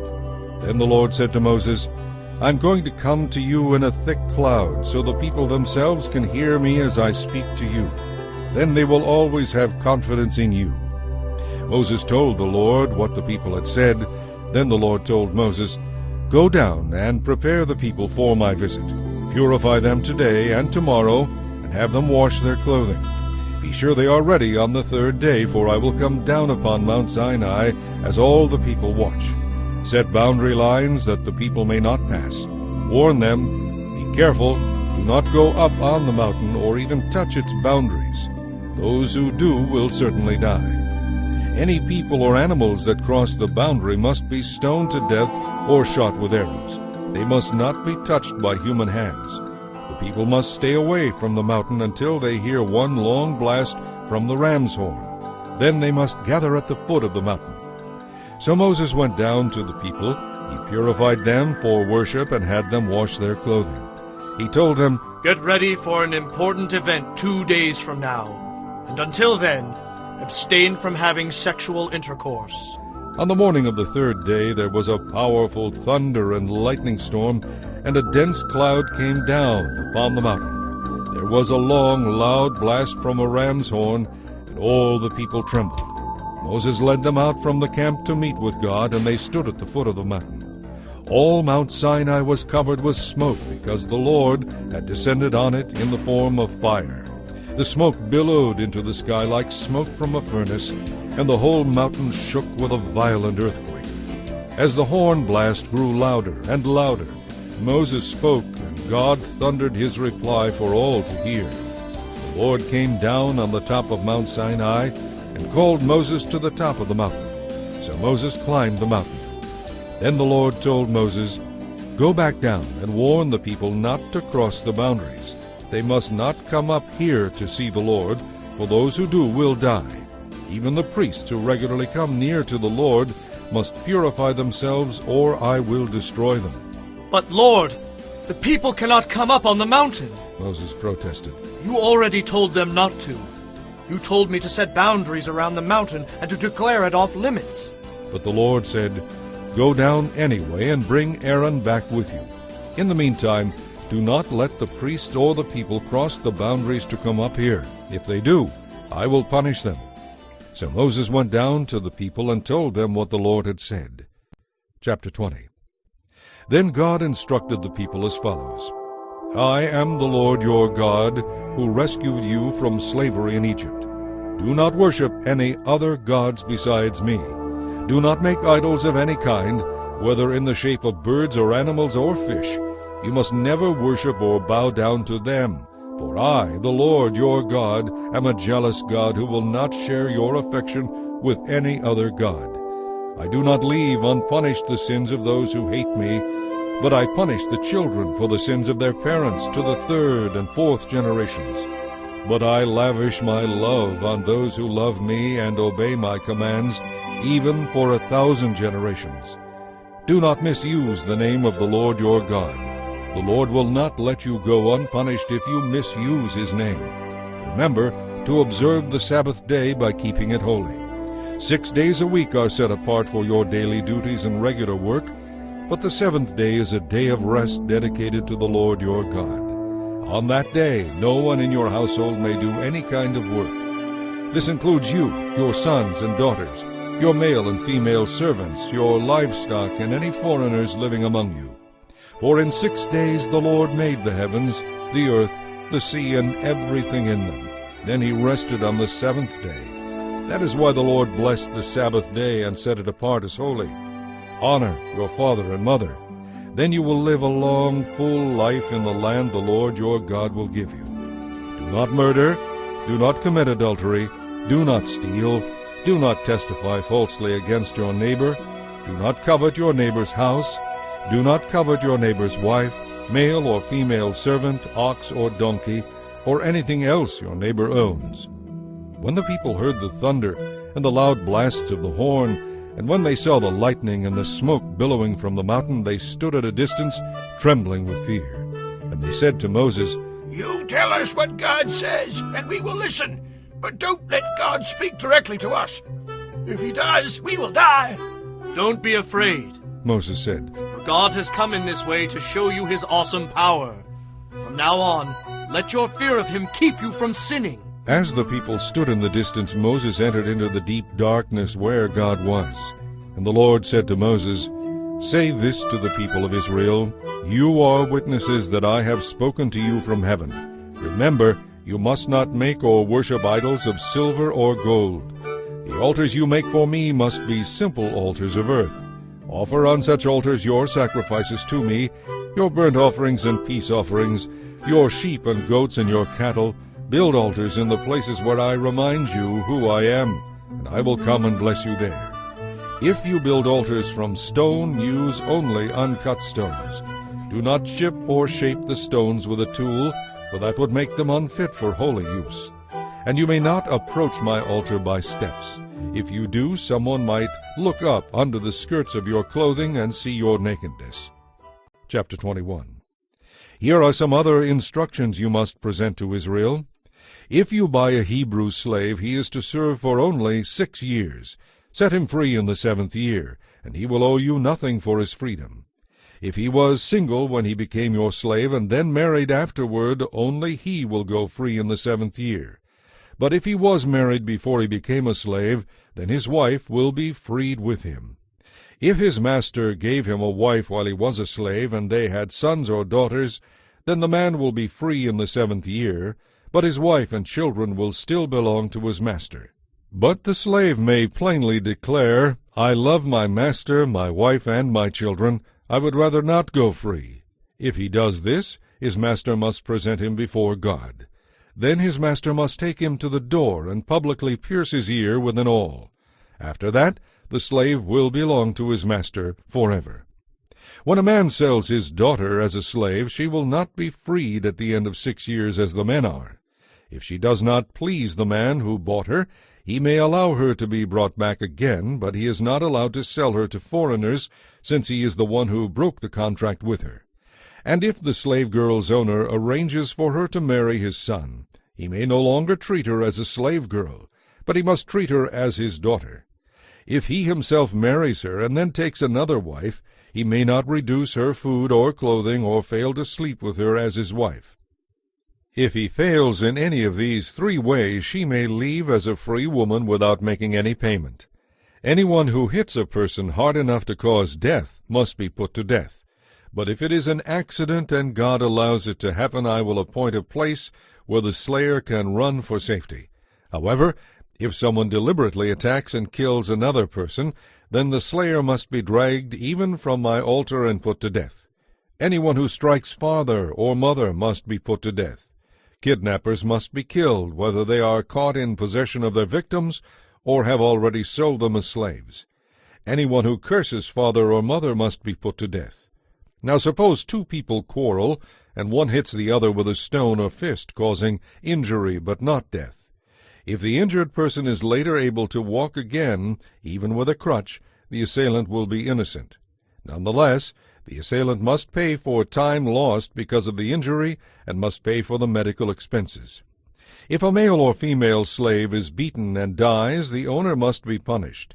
If the slave recovers after a couple of days, however, then the owner should not be punished, since the slave is the owner's property.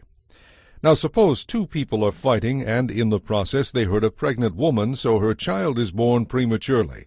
If no further harm results, then the person responsible must pay damages in the amount the woman's husband demands, and the judges approve. But if any harm results, then the offender must be punished according to the injury. If the result is death, the offender must be executed.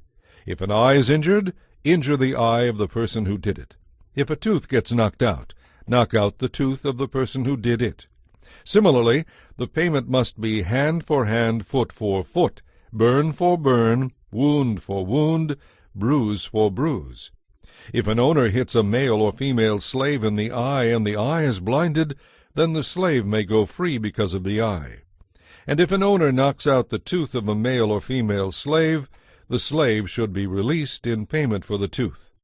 If a bull gores a man or woman to death, the bull must be stoned, and its flesh may not be eaten. In such a case, however, the owner will not be held liable. Suppose, on the other hand, that the owner knew the bull had gored people in the past, yet the bull was not kept under control. If this is true, and if the bull kills someone, it must be stoned, and the owner must also be killed. However, the dead person's relatives may accept payment from the owner of the bull to compensate for the loss of life.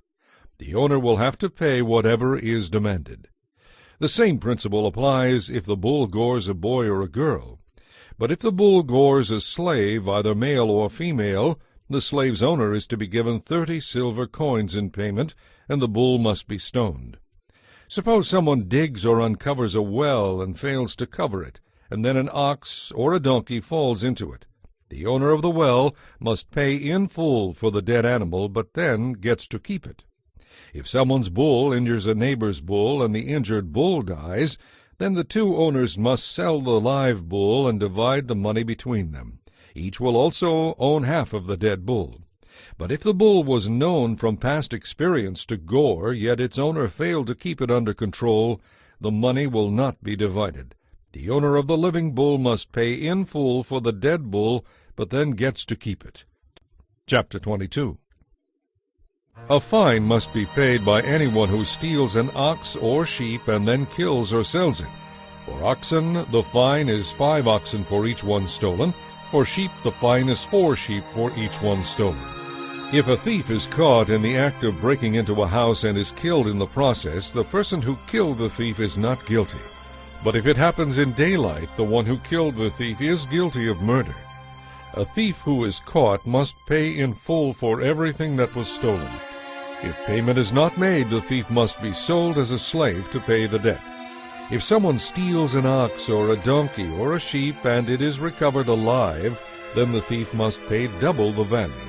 If an animal is grazing in a field or vineyard and the owner lets it stray into someone else's field to graze, then the animal's owner must pay damages in the form of high-quality grain or grapes. If a fire gets out of control and goes into another person's field, destroying the sheaves or the standing grain, then the one who started the fire must pay for the lost crops. Suppose someone entrusts money or goods to a neighbor and they are stolen from the neighbor's house. If the thief is found, the fine is double the value of what was stolen. But if the thief is not found, God will determine whether or not it was the neighbor who stole the property. Suppose there is a dispute between two people as to who owns a particular ox, donkey, sheep, article of clothing, or anything else. Both parties must come before God for a decision, and the person whom God declares guilty must pay double the other. Now suppose someone asks a neighbor to care for a donkey, ox, sheep, or any other animal, but it dies or is injured or gets away, and there is no eyewitness to report just what happened. The neighbor must then take an oath of innocence in the presence of the Lord. The owner must accept the neighbor's word, and no payment will be required. But if the animal or property was stolen, payment must be made to the owner. If it was attacked by a wild animal, the carcass must be shown as evidence, and no payment will be required. If someone borrows an animal from a neighbor and it is injured or killed, and if the owner was not there at the time, the person who borrowed it must pay for it. But if the owner is there, no payment is required. And no payment is required if the animal was rented, because this loss was covered by the rental fee. If a man seduces a virgin who is not engaged to anyone and sleeps with her, he must pay the customary dowry and accept her as his wife. But if her father refuses to let her marry him, the man must still pay the money for her dowry. A sorceress must not be allowed to live. Anyone who has sexual relations with an animal must be executed. Anyone who sacrifices to any god other than the Lord must be destroyed. Do not oppress foreigners in any way. Remember, you yourselves were once foreigners in the land of Egypt. Do not exploit widows or orphans. If you do, and they cry out to me, then I will surely help them. My anger will blaze forth against you, and I will kill you with the sword. Your wives will become widows, and your children will become fatherless. If you lend money to a fellow Hebrew in need, do not be like a money-lender charging interest. If you take your neighbor's cloak as a pledge of repayment, you must return it by nightfall. Your neighbor will need it to stay warm during the night. If you do not return it, and your neighbor cries out to me for help, then I will hear, for I am very merciful. Do not blaspheme God or curse anyone who rules over you. Do not hold anything back when you give me the tithe of your crops and your wine. You must make the necessary payment for redemption of your firstborn sons. You must also give me the firstborn of your cattle and sheep. Leave the newborn animal with its mother for 7 days, then give it to me on the 8th day. You are my own holy people. Therefore do not eat any animal that has been attacked and killed by a wild animal. Throw its carcass out for the dogs to eat. Chapter 23. Do not pass along false reports. Do not cooperate with evil people by telling lies on the witness stand. Do not join a crowd that intends to do evil. When you are on the witness stand, do not be swayed in your testimony by the opinion of the majority. And do not slant your testimony in favor of a person just because that person is poor. If you come upon your enemy's ox or donkey that has strayed away, take it back to its owner. If you see the donkey of someone who hates you struggling beneath a heavy load, do not walk by. Instead, stop and offer to help. Do not twist justice against people simply because they are poor. Keep far away from falsely charging anyone with evil. Never put an innocent or honest person to death. I will not allow anyone guilty of this to go free. Take no bribes, for a bribe makes you ignore something that you clearly see. A bribe always hurts the cause of the person who is in the right. Do not oppress the foreigners living among you. You know what it is like to be a foreigner. Remember your own experience in the land of Egypt. Plant and harvest your crops for 6 years. But let the land rest and lie fallow during the 7th year. Then let the poor among you harvest any volunteer crop that may come up. Leave the rest for the animals to eat. The same applies to your vineyards and olive groves. Work for 6 days and rest on the 7th. This will give your ox and your donkey a chance to rest. It will also allow the people of your household, including your slaves and visitors, to be refreshed. Be sure to obey all my instructions, and remember, never pray to or swear by any other gods. Do not even mention their names. Each year you must celebrate 3 festivals in my honor. The first is the festival of unleavened bread. For 7 days you are to eat bread made without yeast, just as I commanded you before. This festival will be an annual event at the appointed time in early spring, for that is the anniversary of your exodus from Egypt. Everyone must bring me a sacrifice at that time. You must also celebrate the festival of harvest, when you bring me the first crops of your harvest. Finally, you are to celebrate the festival of the final harvest at the end of the harvest season. At these 3 times each year every man in Israel must appear before the sovereign Lord. Sacrificial blood must never be offered together with bread that has yeast in it, and no sacrificial fat may be left unoffered until the next morning. As you harvest each of your crops, bring me a choice sample of the first day's harvest. It must be offered to the Lord your God. You must not cook a young goat in its mother's milk. See, I am sending my angel before you to lead you safely to the land I have prepared for you. Pay attention to him and obey all of his instructions. Do not rebel against him, for he will not forgive your sins. He is my representative. He bears my name. But if you are careful to obey him, following all my instructions, then I will be an enemy to your enemies, and I will oppose those who oppose you. For my angel will go before you and bring you into the land of the Amorites, Hittites, Perizzites, Canaanites, Hivites, and Jebusites, so you may live there. And I will destroy them. Do not worship the gods of these other nations, or serve them in any way, and never follow their evil example. Instead, you must utterly conquer them and break down their shameful idols. You must serve only the Lord your God. If you do, I will bless you with food and water, and I will keep you healthy. There will be no miscarriages or infertility among your people, and I will give you long, full lives. I will send my terror upon all the people whose lands you invade, and they will panic before you. I will send hornets ahead of you to drive out the Hivites, Canaanites, and Hittites. But I will not do this all in 1 year, because the land would become a wilderness and the wild animals would become too many to control. I will drive them out a little at a time, until your population has increased enough to fill the land. And I will fix your boundaries from the Red Sea to the Mediterranean Sea, and from the southern deserts to the Euphrates River. I will help you defeat the people now living in the land, and you will drive them out ahead of you. Make no treaties with them, and have nothing to do with their gods. Do not even let them live among you. If you do, they will infect you with their sin of idol worship, and that will be disastrous for you. Chapter 24. Then the Lord instructed Moses, Come up here to me, and bring along Aaron, Nadab, Abihu, and 70 of Israel leaders. All of them must worship at a distance. You alone, Moses, are allowed to come near to the Lord. The others must not come too close. And remember, none of the other people are allowed to climb on the mountain at all. When Moses had announced to the people all the teachings and regulations the Lord had given him, they answered in unison, We will do everything the Lord has told us to do. Then Moses carefully wrote down all the Lord's instructions. Early the next morning he built an altar at the foot of the mountain. He also set up 12 pillars around the altar, one for each of the 12 tribes of Israel. Then he sent some of the young men to sacrifice young bulls as burnt offerings and peace offerings to the Lord. Moses took half the blood from these animals and drew it off into basins. The other half he splashed against the altar. Then he took the book of the covenant and read it to the people.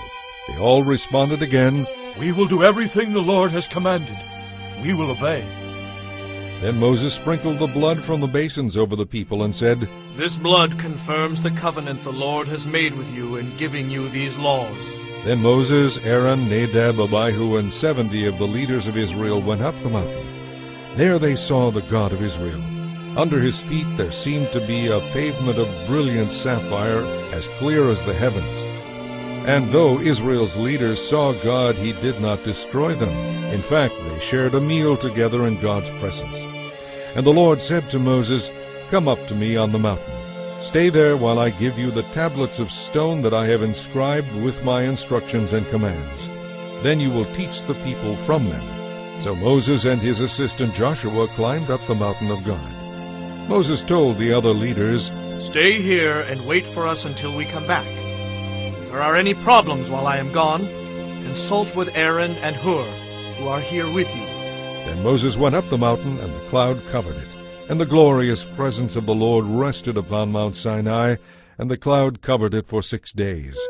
On the 7th day the Lord called to Moses from the cloud. The Israelites at the foot of the mountain saw an awesome sight. The awesome glory of the Lord on the mountaintop looked like a devouring fire. Then Moses disappeared into the cloud as he climbed higher up the mountain. He stayed on the mountain 40 days and 40 nights. Chapter 25. The Lord said to Moses, Tell the people of Israel that everyone who wants to may bring me an offering. Here is a list of items you may accept on my behalf: gold, silver, and bronze, blue, purple, and scarlet yarn, fine linen, goat hair for cloth, tanned ram skins and fine goatskin leather, acacia wood, olive oil for the lamps, spices for the anointing oil and the fragrant incense, onyx stones and other stones to be set in the ephod and the chestpiece. I want the people of Israel to build me a sacred residence where I can live among them. You must make this tabernacle and its furnishings exactly according to the plans I will show you. Make an ark of acacia wood, a sacred chest 3 3/4 feet long, 2 1/4 feet wide, and 2 1/4 feet high. Overlay it inside and outside with pure gold, and put a molding of gold all around it. Cast 4 rings of gold for it, and attach them to its 4 feet, 2 rings on each side. Make poles from acacia wood and overlay them with gold. Fit the poles into the rings at the sides of the ark to carry it. These carrying poles must never be taken from the rings. They are to be left there permanently. When the ark is finished, place inside it the stone tablets inscribed with the terms of the covenant which I will give to you. Then make the ark's cover, the place of atonement, out of pure gold. It must be 3 3/4 feet long and 2 1/4 feet wide. Then use hammered gold to make 2 cherubim, and place them at the 2 ends of the atonement cover. Attach the cherubim to each end of the atonement cover, making it all one piece. The cherubim will face each other, looking down on the atonement cover with their wings spread out above it. Place inside the ark the stone tablets inscribed with the terms of the covenant which I will give you. Then put the atonement cover on top of the ark. I will meet with you there and talk to you from above the atonement cover between the gold cherubim that hover over the ark of the covenant. From there I will give you my commands for the people of Israel. Then make a table of acacia wood 3 feet long, 1 1/2 feet wide, and 2 1/4 feet high. Overlay it with pure gold, and run a molding of gold around it. Put a rim about 3 inches wide around the top edge, and put a gold molding all around the rim. Make 4 gold rings, and put the rings at the 4 corners by the 4 legs, close to the rim around the top. These rings will support the poles used to carry the table. Make these poles from acacia wood, and overlay them with gold, and make gold plates and dishes, as well as pitchers and bowls, to be used in pouring out drink offerings. You must always keep the special bread of the presence on the table before me. Make a lampstand of pure hammered gold. The entire lampstand and its decorations will be one piece: the base, center stem, lamp cups, buds, and blossoms. It will have 6 branches, 3 branches going out from each side of the center stem. Each of the 6 branches will hold a cup shaped like an almond blossom, complete with buds and petals. The center stem of the lampstand will be decorated with 4 almond blossoms, complete with buds and petals. 1 blossom will be set beneath each pair of branches where they extend from the center stem. The decorations and branches must all be one piece with the stem, and they must be hammered from pure gold. Then make the 7 lamps for the lampstand, and set them so they reflect their light forward. The lamp snuffers and trays must also be made of pure gold. You will need 75 pounds of pure gold for the lampstand and its accessories. Be sure that you make everything according to the pattern I have shown you here on the mountain. Chapter 26. Make the tabernacle from 10 sheets of fine linen. These sheets are to be decorated with blue, purple, and scarlet yarn, with figures of cherubim skillfully embroidered into them. Each sheet must be 42 feet long and 6 feet wide. All 10 sheets must be exactly the same size. Join 5 of these sheets together into one set, then join the other 5 sheets into a second set. Put loops of blue yarn along the edge of the last sheet in each set. The 50 loops along the edge of one set are to match the 50 loops along the edge of the other. Then make 50 gold clasps to fasten the loops of the 2 sets of sheets together, making the tabernacle a single unit. Make heavy sheets of cloth from goat hair to cover the tabernacle. There must be 11 of these sheets, each 45 feet long and 6 feet wide.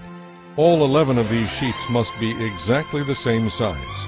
Join 5 of these together into one set and join the other 6 into a second set.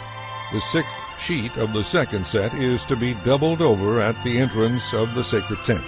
Put 50 loops along the edge of the last sheet in each set and fasten them together with 50 bronze clasps. In this way, the 2 sets will become a single unit. An extra half sheet of this roof covering will be left to hang over the back of the tabernacle, and the covering will hang down an extra 18 inches on each side. On top of these coverings, place a layer of tanned ram skins, and over them put a layer of fine goatskin leather.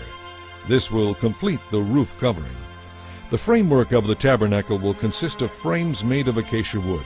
Each frame must be 15 feet high and 2 1/4 feet wide. There will be 2 pegs on each frame so they can be joined to the next frame. All the frames must be made this way. 20 of these frames will support the south side of the tabernacle. They will fit into 40 silver bases 2 bases under each frame. On the west side there will be 6 frames, along with an extra frame at each corner. These corner frames will be connected at the bottom and firmly attached at the top with a single ring, forming a single unit. Both of these corner frames will be made the same way. So there will be 8 frames on that end of the tabernacle, supported by 16 silver bases, 2 bases under each frame. Make crossbars of acacia wood to run across the frames, 5 crossbars for the north side of the tabernacle and 5 for the south side. Also make 5 crossbars for the rear of the tabernacle, which will face westward. The middle crossbar, halfway up the frames, will run all the way from one end of the tabernacle to the other. Overlay the frames with gold and make gold rings to support the crossbars. Overlay the crossbars with gold as well. Set up this tabernacle according to the design you were shown on the mountain. Across the inside of the tabernacle hang a special curtain made of fine linen with cherubim skillfully embroidered into the cloth using blue, purple, and scarlet yarn. Hang this inner curtain on gold hooks set into 4 posts made from acacia wood and overlaid with gold. The posts will fit into silver bases. When the inner curtain is in place, put the Ark of the Covenant behind it. This curtain will separate the holy place from the most holy place. Then put the Ark's cover, the place of atonement, on top of the Ark of the Covenant inside the most holy place. Place the table and lampstand across the room from each other outside the inner curtain. The lampstand must be placed on the south side, and the table must be set toward the north. Make another curtain from fine linen for the entrance of the sacred tent, and embroider exquisite designs into it using blue, purple, and scarlet yarn. Hang this curtain on gold hooks set into 5 posts made from acacia wood and overlaid with gold. The posts will fit into 5 bronze bases. Chapter 27. Using acacia wood, make a square altar 7.5 feet wide, 7.5 feet long, and 4.5 feet high. Make a horn at each of the 4 corners of the altar, so the horns and altar are all one piece. Overlay the altar and its horns with bronze. The ash buckets, shovels, basins, meat hooks, and fire pans will all be made of bronze. Make a bronze grating with a metal ring at each corner. Fit the grating halfway down into the firebox, resting it on the ledge built there. For moving the altar, make poles from acacia wood and overlay them with bronze. To carry it, put the poles into the rings at 2 sides of the altar. The altar must be hollow, made from planks. Be careful to build it just as you were shown on the mountain. Then make a courtyard for the tabernacle, enclosed with curtains made from fine linen. On the south side the curtains will stretch for 150 feet. They will be held up by 20 bronze posts that fit into 20 bronze bases. The curtains will be held up with silver hooks attached to the silver rods that are attached to the posts. It will be the same on the north side of the courtyard, 150 feet of curtains held up by 20 posts fitted into bronze bases with silver hooks and rods. The curtains on the west end of the courtyard will be 75 feet long, supported by 10 posts set into 10 bases. The east end will also be 75 feet long. The courtyard entrance will be on the east end, flanked by 2 curtains. The curtain on the right side will be 22.5 feet long, supported by 3 posts set into 3 bases. The curtain on the left side will also be 22.5 feet long, supported by 3 posts set into 3 bases. For the entrance to the courtyard, make a curtain that is 30 feet long. Fashion it from fine linen and decorate it with beautiful embroidery in blue, purple, and scarlet yarn. It will be attached to 4 posts that fit into 4 bases. All the posts around the courtyard must be connected by silver rods, using silver hooks. The posts are to be set in solid bronze bases, so the entire courtyard will be 150 feet long and 75 feet wide, with curtain walls 7.5 feet high, made from fine linen. The bases supporting its walls will be made of bronze. All the articles used in the work of the tabernacle, including all the tent pegs used to support the tabernacle and the courtyard curtains, must be made of bronze. Tell the people of Israel to bring you pure olive oil for the lampstand, so it can be kept burning continually. The lampstand will be placed outside the inner curtain of the most holy place in the tabernacle. Aaron and his sons will keep the lamps burning in the Lord's presence day and night. This is a permanent law for the people of Israel, and it must be kept by all future generations. Chapter 28. Your brother Aaron and his sons Nadab, Abihu, Eleazar, and Ithamar will be set apart from the common people. They will be my priests and will minister to me. Make special clothing for Aaron to show his separation to God, beautiful garments that will lend dignity to his work. Instruct all those who have special skills as tailors to make the garments that will set Aaron apart from everyone else, so he may serve me as a priest. They are to make a chest piece, an ephod, a robe, an embroidered tunic, a turban, and a sash. They will also make special garments for Aaron's sons to wear when they serve as priests before me. These items must be made of fine linen cloth and embroidered with gold thread and blue, purple, and scarlet yarn. The ephod must be made of fine linen cloth and skillfully embroidered with gold thread and blue, purple, and scarlet yarn. It will consist of 2 pieces, front and back, joined at the shoulders with 2 shoulder pieces. And the sash will be made of the same materials, fine linen cloth embroidered with gold thread and blue, purple, and scarlet yarn. Take 2 onyx stones and engrave on them the names of the tribes of Israel. 6 names will be on each stone, naming all the tribes in the order of their ancestors' births. Engrave these names in the same way a gem cutter engraves a seal. Mount the stones in gold settings. Fasten the 2 stones on the shoulder pieces of the ephod as memorial stones for the people of Israel. Aaron will carry these names before the Lord as a constant reminder. The settings are to be made of gold filigree, and 2 cords made of pure gold will be attached to the settings on the shoulders of the ephod. Then, with the most careful workmanship, make a chest piece that will be used to determine God's will. Use the same material as you did for the ephod, fine linen cloth embroidered with gold thread and blue, purple, and scarlet yarn. This chest piece will be made of 2 folds of cloth forming a pouch 9 inches square. 4 rows of gemstones will be attached to it.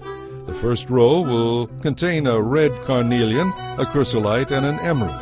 The second row will contain a turquoise, a sapphire, and a white moonstone. The third row will contain a jacinth, an agate, and an amethyst.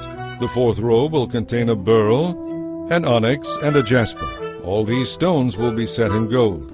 Each stone will represent one of the tribes of Israel, and the name of that tribe will be engraved on it as though it were a seal. To attach the chest piece to the ephod, make braided cords of pure gold. Then make 2 gold rings and attach them to the top corners of the chest piece.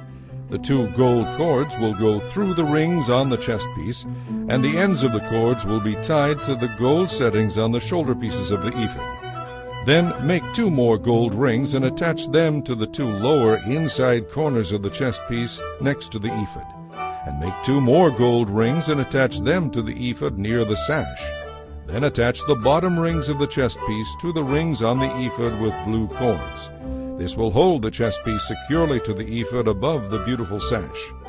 In this way, Aaron will carry the names of the tribes of Israel on the chest piece over his heart when he goes into the presence of the Lord in the holy place.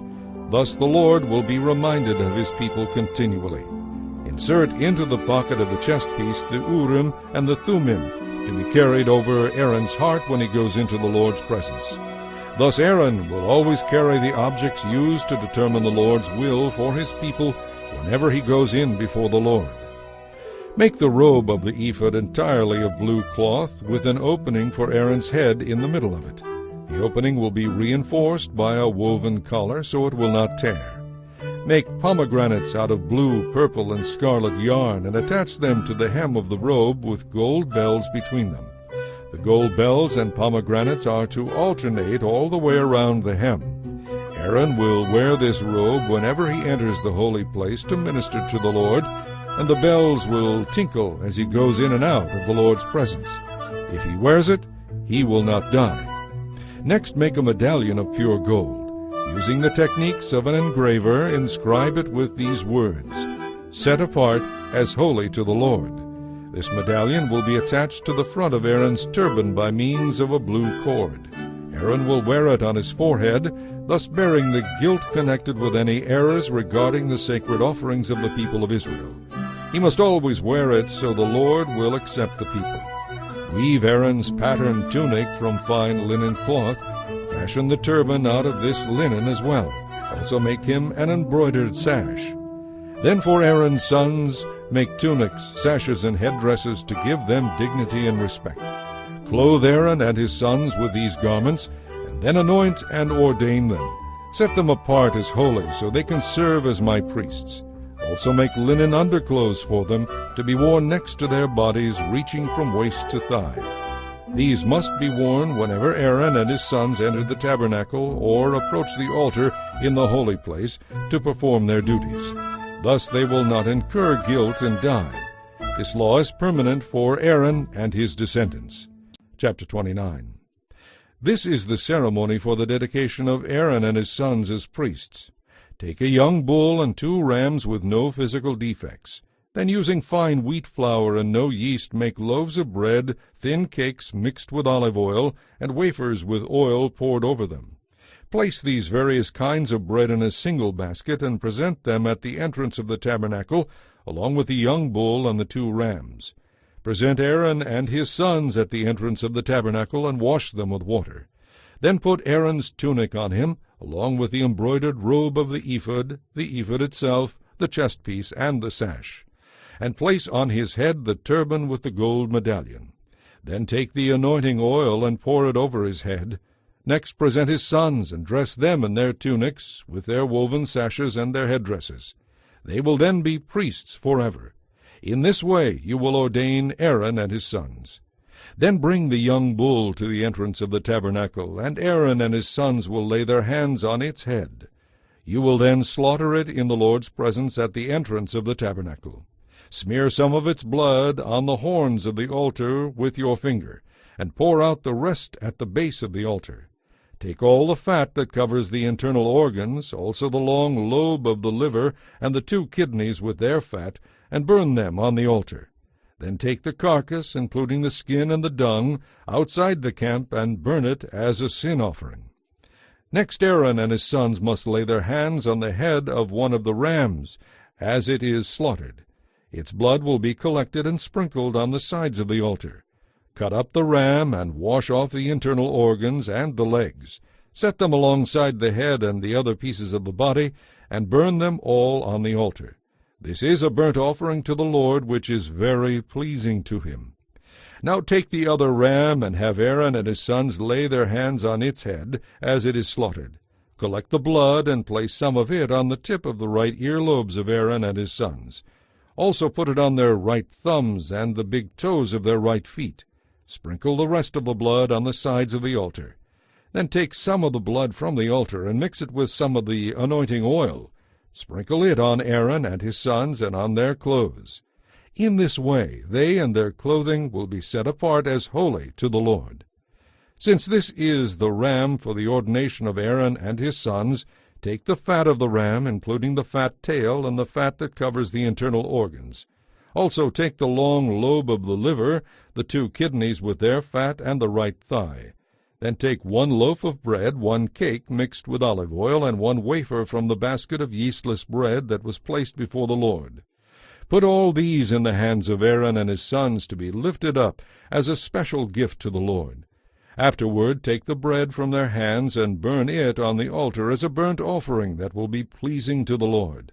Then take the breast of Aaron's ordination ram and lift it up in the Lord's presence as a special gift to him. Afterward keep it for yourself. Set aside as holy the parts of the ordination ram that belong to Aaron and his sons. This includes the breast and the thigh that were lifted up before the Lord in the ordination ceremony. In the future, whenever the people of Israel offer up peace offerings or thanksgiving offerings to the Lord, these parts will be the regular share of Aaron and his descendants. Aaron's sacred garments must be preserved for his descendants who will succeed him, so they can be anointed and ordained in them. Whoever is the next high priest after Aaron will wear these clothes for 7 days before beginning to minister in the tabernacle and the holy place. Take the ram used in the ordination ceremony and boil its meat in a sacred place. Aaron and his sons are to eat this meat along with the bread in the basket at the tabernacle entrance. They alone may eat the meat and bread used for their atonement in the ordination ceremony. The ordinary people may not eat them, for these things are set apart and holy. If any of the ordination meat or bread remains until the morning, it must be burned. It may not be eaten, for it is holy. This is how you will ordain Aaron and his sons to their offices. The ordination ceremony will go on for 7 days. Each day you must sacrifice a young bull as an offering for the atonement of sin. Afterward, make an offering to cleanse the altar, purifying the altar by making atonement for it. Make it holy by anointing it with oil. Make atonement for the altar every day for 7 days. After that, the altar will be exceedingly holy, and whatever touches it will become holy. This is what you are to offer on the altar. Offer 2 one-year-old lambs each day, one in the morning and the other in the evening. With one of them, offer 2 quarts of fine flour mixed with 1 quart of olive oil. Also offer 1 quart of wine as a drink offering. Offer the other lamb in the evening, along with the same offerings of flour and wine as in the morning. It will be a fragrant offering to the Lord, an offering made by fire. This is to be a daily burnt offering given from generation to generation. Offer it in the Lord's presence at the tabernacle entrance, where I will meet you and speak with you. I will meet the people of Israel there, and the tabernacle will be sanctified by my glorious presence. Yes, I will make the tabernacle and the altar most holy, and I will set apart Aaron and his sons as holy, that they may be my priests. I will live among the people of Israel and be their God, and they will know that I am the Lord their God. I am the one who brought them out of Egypt so that I could live among them. I am the Lord their God. Chapter 30. Then make a small altar out of acacia wood for burning incense. It must be 18 inches square and 3 feet high, with horns at the corners carved from the same piece of wood as the altar. Overlay the top, sides, and horns of the altar with pure gold, and run a gold molding around the entire altar. Beneath the molding, on opposite sides of the altar, attach 2 gold rings to support the carrying poles. The poles are to be made of acacia wood and overlaid with gold. Place the incense altar just outside the inner curtain opposite the ark's cover, the place of atonement that rests on the ark of the covenant. I will meet with you there. Every morning when Aaron trims the lamps, he must burn fragrant incense on the altar. And each evening when he tends to the lamps, he must again burn incense in the Lord's presence. This must be done from generation to generation. Do not offer any unholy incense on this altar, or any burnt offerings, grain offerings, or drink offerings. Once a year Aaron must purify the altar by placing on its horns the blood from the offering made for the atonement of sin. This will be a regular annual event from generation to generation, for this is the Lord's supremely holy altar. And the Lord said to Moses, Whenever you take a census of the people of Israel, each man who is counted must pay a ransom for himself to the Lord.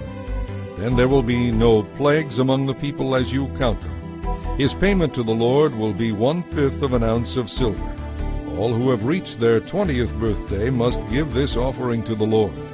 When this offering is given to the Lord to make atonement for yourselves, the rich must not give more, and the poor must not give less. Use this money for the care of the tabernacle. It will bring you, the Israelites, to the Lord's attention, and it will make atonement for your lives. And the Lord said to Moses, Make a large bronze wash basin with a bronze pedestal. Put it between the tabernacle and the altar, and fill it with water. Aaron and his sons will wash their hands and feet there before they go into the tabernacle to appear before the Lord, and before they approach the altar to burn offerings to the Lord. They must always wash before ministering in these ways, or they will die. This is a permanent law for Aaron and his descendants, to be kept from generation to generation. And the Lord said to Moses, Collect choice spices, 12.5 pounds of pure myrrh, 6.25 pounds each of cinnamon and of sweet cane, 12.5 pounds of cassia, and 1 gallon of olive oil. Blend these ingredients into a holy anointing oil.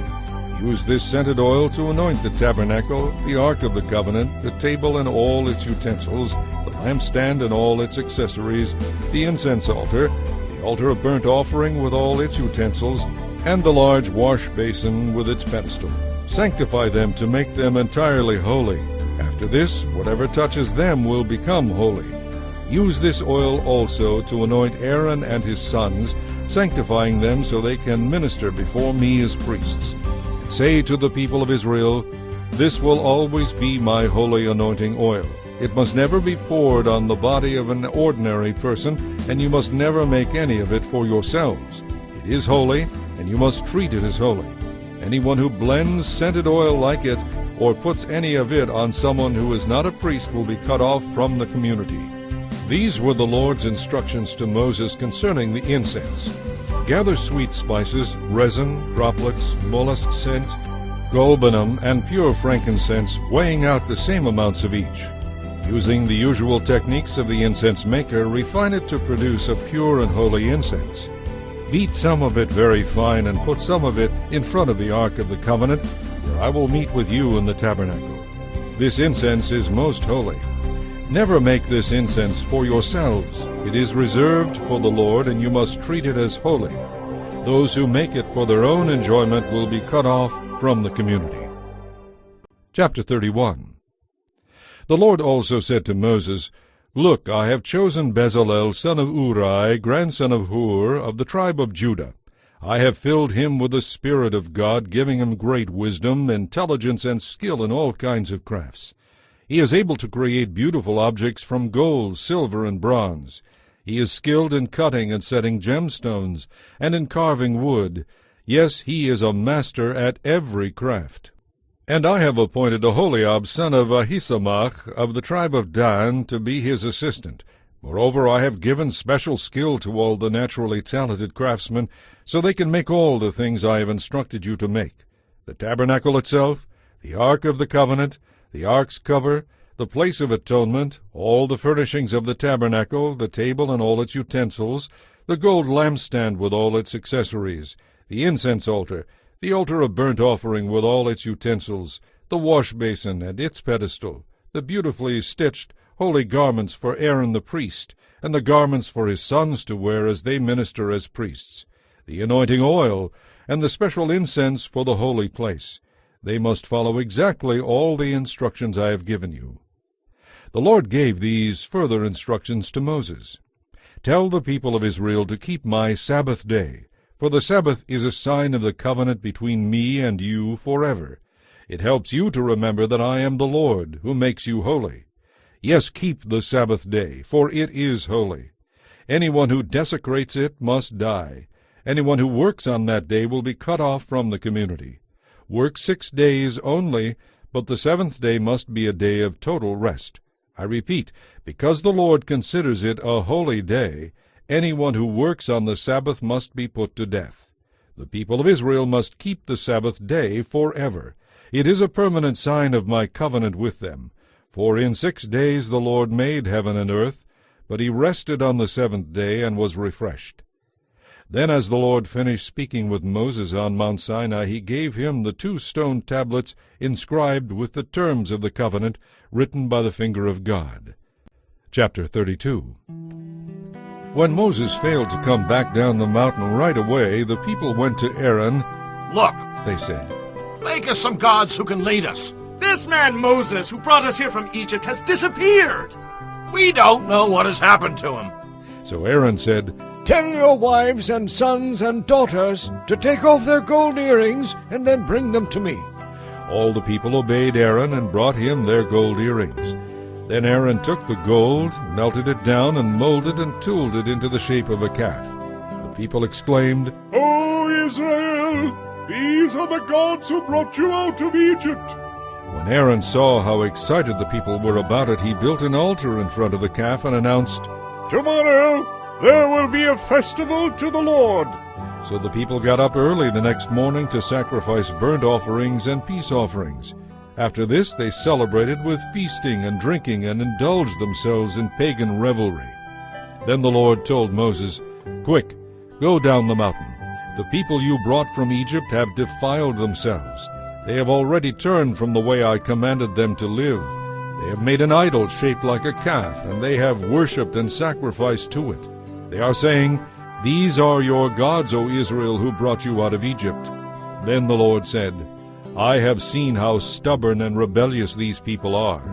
Now leave me alone so my anger can blaze against them and destroy them all. Then I will make you, Moses, into a great nation instead of them." But Moses pleaded with the Lord his God not to do it. "O Lord," he exclaimed, "why are you so angry with your own people, whom you brought from the land of Egypt with such great power and mighty acts? The Egyptians will say, 'God tricked them into coming to the mountain so he could kill them and wipe them from the face of the earth.' Turn away from your fierce anger. Change your mind about this terrible disaster you are planning against your people. Remember your covenant with your servants, Abraham, Isaac, and Jacob. You swore by your own self, 'I will make your descendants as numerous as the stars of heaven. Yes, I will give them all of this land that I have promised to your descendants, and they will possess it forever.'" So the Lord withdrew his threat and didn't bring against his people the disaster he had threatened. Then Moses turned and went down the mountain. He held in his hands the 2 stone tablets inscribed with the terms of the covenant. They were inscribed on both sides, front and back. These stone tablets were God's work. The words on them were written by God himself. When Joshua heard the noise of the people shouting below them, he exclaimed to Moses, "It sounds as if there is a war in the camp." But Moses replied, "No, it's neither a cry of victory nor a cry of defeat. It is the sound of a celebration." When they came near the camp, Moses saw the calf and the dancing. In terrible anger he threw the stone tablets to the ground, smashing them at the foot of the mountain. He took the calf they had made and melted it in the fire. And when the metal had cooked, he ground it into powder and mixed it with water. Then he made the people drink it. After that he turned to Aaron. "What did the people do to you?" he demanded. "How did they ever make you bring such terrible sin upon them?" "Don't get upset, sir," Aaron replied. "You yourself know these people and what a wicked bunch they are. They said to me, 'Make us some gods to lead us, for something has happened to this man Moses who led us out of Egypt.' So I told them, 'Bring me your gold earrings.' When they brought them to me, I threw them into the fire, and out came this calf." When Moses saw that Aaron had let the people get completely out of control, and much to the amusement of their enemies, he stood at the entrance to the camp and shouted, "All of you who are on the Lord's side, come over here and join me." And all the Levites came. He told them, "This is what the Lord, the God of Israel, says. Strap on your swords. Go back and forth from one end of the camp to the other, killing even your brothers, friends, and neighbors." The Levites obeyed Moses, and about 3,000 people died that day. Then Moses told the Levites, "Today you have been ordained for the service of the Lord, for you obeyed him even though it meant killing your own sons and brothers. Because of this, he will now give you a great blessing." The next day Moses said to the people, "You have committed a terrible sin, but I will return to the Lord on the mountain. Perhaps I will be able to obtain forgiveness for you." So Moses returned to the Lord and said, "Alas, these people have committed a terrible sin. They have made gods of gold for themselves. But now, please forgive their sin. And if not, then blot me out of the record you are keeping." The Lord replied to Moses, "I will blot out whoever has sinned against me. Now go, lead the people to the place I told you about. Look, my angel will lead the way before you. But when I call the people to account, I will certainly punish them for their sins." And the Lord sent a great plague upon the people because they had worshipped the calf Aaron had made. Chapter 33. The Lord said to Moses, "Now that you have brought these people out of Egypt, lead them to the land I solemnly promised Abraham, Isaac, and Jacob. I told them long ago that I would give this land to their descendants, and I will send an angel before you to drive out the Canaanites, Amorites, Hittites, Perizzites, Hivites, and Jebusites. Theirs is a land flowing with milk and honey. But I will not travel along with you, for you are a stubborn, unruly people. If I did, I would be tempted to destroy you along the way." When the people heard these stern words, they went into mourning and refused to wear their jewelry and ornaments. For the Lord had told Moses to tell them, "You are an unruly, stubborn people. If I were there among you for even a moment, I would destroy you. Remove your jewelry and ornaments until I decide what to do with you." So from the time they left Mount Sinai, the Israelites wore no more jewelry. It was Moses' custom to set up the tent known as the tent of meeting far outside the camp. Everyone who wanted to consult with the Lord would go there. Whenever Moses went out to the tent of meeting, all the people would get up and stand in their tent entrances. They would all watch Moses until he disappeared inside. As he went into the tent, the pillar of cloud would come down and hover over the entrance while the Lord spoke with Moses. Then all the people would stand and bow low at their tent entrances. Inside the tent of meeting, the Lord would speak to Moses face to face as a man speaks to his friend. Afterward Moses would return to the camp, but the young man who assisted him, Joshua son of Nun, stayed behind in the tent of meeting. Moses said to the Lord, "You have been telling me, 'Take these people up to the promised land,' but you haven't told me whom you will send with me. You call me by name and tell me I have found favor with you. Please, if this is really so, show me your intentions so I will understand you more fully and do exactly what you want me to do. Besides, don't forget that this nation is your very own people." And the Lord replied, "I will personally go with you, Moses. I will give you rest. Everything will be fine for you." Then Moses said, "If you don't go with us personally, don't let us move a step from this place. If you don't go with us, how will anyone ever know that your people and I have found favor with you? How else will they know we are special and distinct from all other people on the earth?" And the Lord replied to Moses, "I will indeed do what you have asked, for you have found favor with me, and you are my friend." Then Moses had one more request. "Please let me see your glorious presence," he said. The Lord replied, "I will make all my goodness pass before you, and I will call out my name, the Lord, to you. I will show kindness to anyone I choose, and I will show mercy to anyone I choose. But you may not look directly at my face, for no one may see me and live." The Lord continued, "Stand here on this rock beside me. As my glorious presence passes by, I will put you in the cleft of the rock and cover you with my hand until I have passed.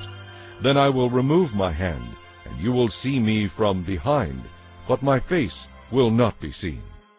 Chapter 34. The Lord told Moses, "Prepare 2 stone tablets like the first ones. I will write on them the same words that were on the tablets you smashed. Be ready in the morning to come up Mount Sinai and present yourself to me there on the top of the mountain. No one else may come with you. In fact, no one is allowed anywhere on the mountain. Do not even let the flocks or herds graze near the mountain." So Moses cut 2 tablets of stone like the first ones. Early in the morning he climbed Mount Sinai, as the Lord had told him, carrying the 2 stone tablets in his hands. Then the Lord came down in a pillar of cloud and called out his own name, the Lord, as Moses stood there in his presence. He passed in front of Moses and said, "I am the Lord. I am the Lord, the merciful and gracious God. I am slow to anger and rich in unfailing love and faithfulness. I show this unfailing love to many thousands by forgiving every kind of sin and rebellion. Even so, I do not leave sin unpunished, but I punish the children for the sins of their parents to the 3rd and 4th generations."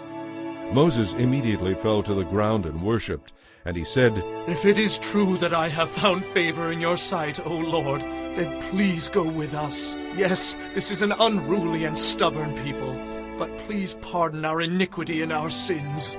Accept us as your own special possession." The Lord replied, "All right. This is the covenant I am going to make with you. I will perform wonders that have never been done before anywhere in all the earth or in any nation.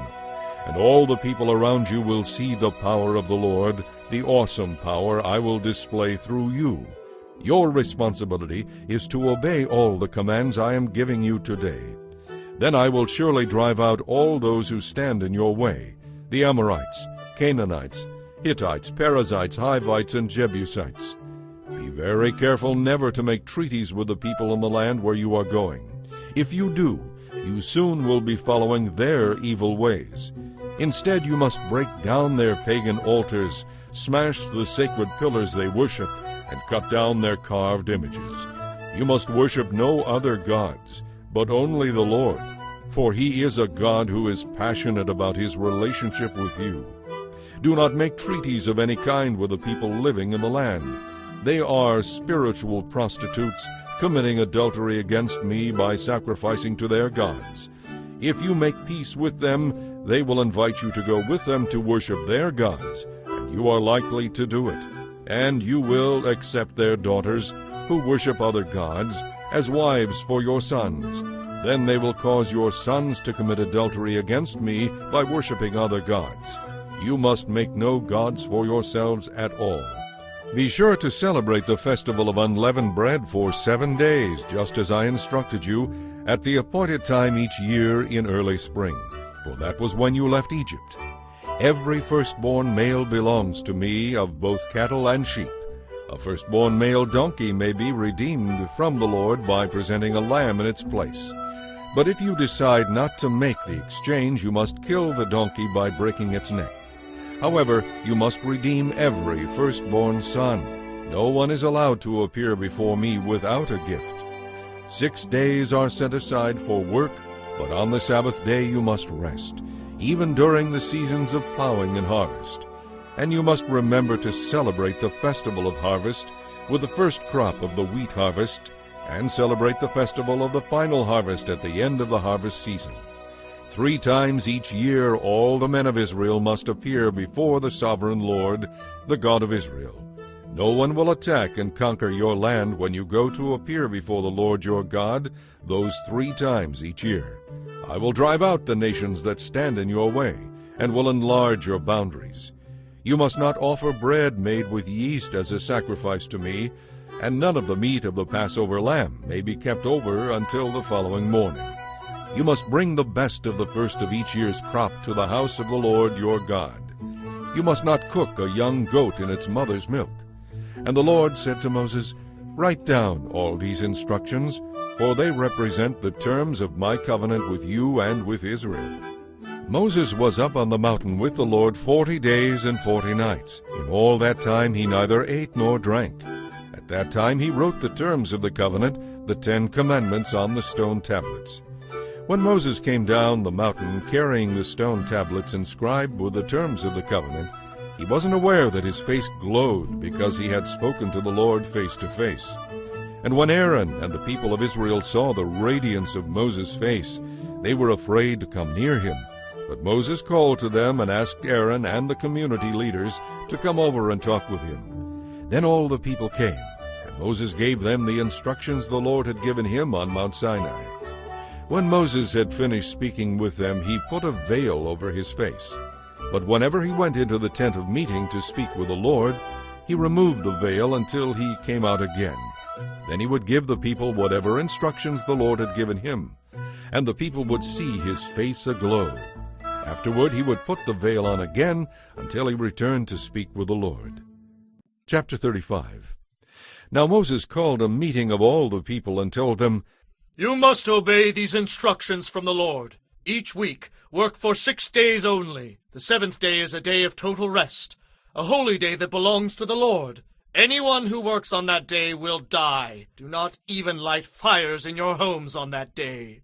Then Moses said to all the people, This is what the Lord has commanded. Everyone is invited to bring these offerings to the Lord: gold, silver, and bronze, blue, purple, and scarlet yarn, fine linen, goat hair for cloth, tanned ram skins and fine goatskin leather, acacia wood, olive oil for the lamps, spices for the anointing oil and the fragrant incense, onyx stones and other stones to be set in the ephod and the chestpiece. Come, all of you who are gifted craftsmen, construct everything that the Lord has commanded. The entire tabernacle, including the sacred tent and its coverings, the clasps, frames, crossbars, posts, and bases, the ark and its poles, the ark's cover, the place of atonement, the inner curtain to enclose the ark in the most holy place, the table, its carrying poles, and all of its utensils, the bread of the presence, the lampstand and its accessories, the lamp cups and the oil for lighting, the incense altar and its carrying poles, the anointing oil and fragrant incense, the curtain for the entrance of the tabernacle, the altar of burnt offering, the bronze grating of the altar and its carrying poles and utensils, the large wash basin with its pedestal, the curtains for the walls of the courtyard, the posts and their bases, the curtain for the entrance to the courtyard, the tent pegs of the tabernacle and courtyard and their cords, the beautifully stitched clothing for the priest to wear while ministering in the holy place, the sacred garments for Aaron and his sons to wear while officiating as priests. So all the people left Moses and went to their tents to prepare their gifts. If their hearts were stirred and they desired to do so, they brought to the Lord their offerings of materials for the tabernacle and its furnishings, and for the holy garments. Both men and women came, all whose hearts were willing. Some brought to the Lord their offerings of gold, medallions, earrings, rings from their fingers, and necklaces. They presented gold objects of every kind to the Lord. Others brought blue, purple, and scarlet yarn, fine linen or goat hair for cloth. Some gave tanned ram skins or fine goatskin leather. Others brought silver and bronze objects as their offering to the Lord, and those who had acacia wood brought it. All the women who were skilled in sewing and spinning prepared blue, purple, and scarlet yarn and fine linen cloth, and they brought them in. All the women who were willing used their skills to spin and weave the goat hair into cloth. The leaders brought onyx stones and the other gemstones to be used for the ephod and the chestpiece. They also brought spices and olive oil for the light, the anointing oil, and the fragrant incense. So the people of Israel, every man and woman who wanted to help in the work the Lord had given them through Moses, brought their offerings to the Lord. And Moses told them, "The Lord has chosen Bezalel, son of Uri, grandson of Hur of the tribe of Judah. The Lord has filled Bezalel with the Spirit of God, giving him great wisdom, intelligence, and skill in all kinds of crafts. He is able to create beautiful objects from gold, silver, and bronze. He is skilled in cutting and setting gemstones and in carving wood. In fact, he has every necessary skill, and the Lord has given both him and Aholiab, son of Ahisamach of the tribe of Dan, the ability to teach their skills to others.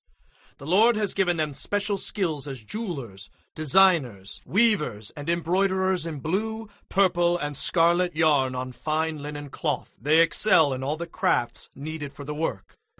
Chapter 36. Bezalel, Aholiab, and the other craftsmen whom the Lord has gifted with wisdom, skill, and intelligence will construct and furnish the tabernacle just as the Lord has commanded. So Moses told Bezalel and Aholiab to begin the work, along with all those who were specially gifted by the Lord. Moses gave them the materials donated by the people for the completion of the sanctuary. Additional gifts were brought each morning, but finally the craftsmen left their work to meet with Moses. "We have more than enough materials on hand now to complete the job the Lord has given us to do," they exclaimed. So Moses gave the command, and this message was sent throughout the camp: "Bring no more materials. You have already given more than enough." So the people stopped bringing their offerings. Their contributions were more than enough to complete the whole project. The skilled weavers first made 10 sheets from fine linen. One of the craftsmen then embroidered blue, purple, and scarlet cherubim into them. Each sheet was exactly the same size, 42 feet long and 6 feet wide. 5 of these sheets were joined together to make one set, and a second set was made of the other 5. 50 blue loops were placed along the edge of the last sheet in each set. The 50 loops along the edge of the first set of sheets matched the loops along the edge of the second set. Then 50 gold clasps were made to connect the loops on the edge of each set. Thus the tabernacle was joined together in one piece. Above the tabernacle a roof covering was made from 11 sheets of cloth made from goat hair. Each sheet was exactly the same size, 45 feet long and 6 feet wide. The craftsmen joined 5 of these sheets together to make one set, and the 6 remaining sheets were joined to make a second set. Then they made 50 loops along the edge of the last sheet in each set. They also made 50 small bronze clasps to couple the loops, so the 2 sets of sheets were firmly attached to each other. In this way, The roof covering was joined together in one piece. Then they made 2 layers for the roof covering. The first was made of tanned ram skins, and the second was made of fine goatskin leather. For the framework of the tabernacle they made frames of acacia wood standing on end. Each frame was 15 feet high and 2¼ feet wide. There were 2 pegs on each frame so they could be joined to the next frame. All the frames were made this way. They made 20 frames to support the south side, along with 40 silver bases, 2 for each frame. They also made 20 frames for the north side of the tabernacle, along with the 40 silver bases, 2 for each frame. The west side of the tabernacle, which was its rear, was made from 6 frames, plus an extra frame at each corner. These corner frames were connected at the bottom and firmly attached at the top with a single ring, forming a single unit from top to bottom. They made 2 of these, 1 for each rear corner. So for the west side they made a total of 8 frames, along with 16 silver bases, 2 for each frame. Then they made 5 crossbars from acacia wood to tie the frames on the south side together. They made another 5 for the north side, and 5 for the west side. The middle crossbar of the 5 was halfway up the frames, along each side running from one end to the other. The frames and crossbars were all overlaid with gold. The rings used to hold the crossbars were made of pure gold. The inner curtain was made of fine linen cloth, and cherubim were skillfully embroidered into it with blue, purple, and scarlet yarn. This curtain was then attached to 4 gold hooks, set into 4 posts of acacia wood. The posts were overlaid with gold and set into 4 silver bases. Then they made another curtain for the entrance to the sacred tent. It was made of fine linen cloth and embroidered with blue, purple, and scarlet yarn. This curtain was connected by 5 hooks to 5 posts. The posts, with their decorated tops and bands, were overlaid with gold. The 5 bases were molded from bronze. Chapter 37. Next Bezalel made the ark out of acacia wood. It was 3 3/4 feet long, 2 1/4 feet wide, and 2 1/4 feet high. It was overlaid with pure gold inside and out, and it had a molding of gold all the way around. 4 gold rings were fastened to its 4 feet, 2 rings at each side. Then he made poles from acacia wood and overlaid them with gold. He put the poles into the rings at the sides of the ark to carry it. Then from pure gold he made the ark's cover, the place of atonement. It was 3 3/4 feet long and 2 1/4 feet high. He made 2 figures of cherubim out of hammered gold and placed them at the 2 ends of the atonement cover. They were made so they were actually a part of the atonement cover. It was all one piece. The cherubim faced each other as they looked down on the atonement cover, and their wings were stretched out above the atonement cover to protect it. Then he made a table out of acacia wood, 3 feet long, 1½ feet wide, and 2 1/4 feet high. It was overlaid with pure gold, with a gold molding all around the edge. A rim about 3 inches wide was attached along the edges of the table, and a gold molding ran around the rim. Then he cast 4 rings of gold and attached them to the 4 table legs next to the rim. These were made to hold the carrying poles in place. He made the carrying poles of acacia wood and overlaid them with gold. Next, using pure gold, he made the plates, dishes, bowls, and pitchers to be placed on the table. These utensils were to be used in pouring out drink offerings. Then he made the lampstand, again using pure hammered gold. Its base, center stem, lamp cups, blossoms, and buds were all of one piece. The lampstand had 6 branches, 3 going out from each side of the center stem. Each of the 6 branches held a cup shaped like an almond blossom, complete with buds and petals. The center stem of the lampstand was also decorated with 4 almond blossoms. 1 blossom was set beneath each pair of branches, where they extended from the center stem. The decorations and branches were all one piece with the stem, and they were hammered from pure gold. He also made the 7 lamps, the lamp snuffers, and the trays, all of pure gold. The entire lampstand, along with its accessories, was made from 75 pounds of pure gold. The incense altar was made of acacia wood. It was 18 inches square and 3 feet high, with its corner horns made from the same piece of wood as the altar itself. He overlaid the top sides and horns of the altar with pure gold, and ran a gold molding around the edge. 2 gold rings were placed on opposite sides beneath the molding to hold the carrying poles. The carrying poles were made of acacia wood and were overlaid with gold. Then he made the sacred oil for anointing the priests, and the fragrant incense, using the techniques of the most skilled incense makers. Chapter 38. The altar for burning animal sacrifices also was constructed of acacia wood. It was 7.5 feet square at the top and 4.5 feet high. There were 4 horns, 1 at each of the 4 corners, all of one piece with the rest. This altar was overlaid with bronze. Then he made all the bronze utensils to be used with the altar, the ash buckets, shovels, basins, meat hooks, and fire pans. Next he made a bronze grating that rested on a ledge about halfway down into the firebox. 4 rings were cast for each side of the grating to support the carrying poles. The carrying poles themselves were made of acacia wood and were overlaid with bronze. These poles were inserted into the rings at the side of the altar. The altar was hollow and was made from planks. The bronze wash basin and its bronze pedestal were cast from bronze mirrors donated by the women who served at the entrance of the tabernacle. Then he constructed the courtyard. The south wall was 150 feet long.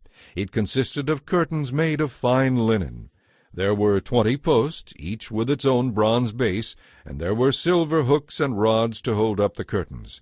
The north wall was also 150 feet long, with 20 bronze posts and bases, and with silver hooks and rods. The west end was 75 feet wide. The walls were made from curtains supported by 10 posts and bases, and with silver hooks and rods. The east end was also 75 feet wide. The courtyard entrance was on the east side, flanked by 2 curtains. The curtain on the right side was 22.5 feet long and was supported by 3 posts set into 3 bases. The curtain on the left side was also 22.5 feet long and was supported by 3 posts set into 3 bases. All the curtains used in the courtyard walls were made of fine linen. Each post had a bronze base, and all the hooks and rods were silver.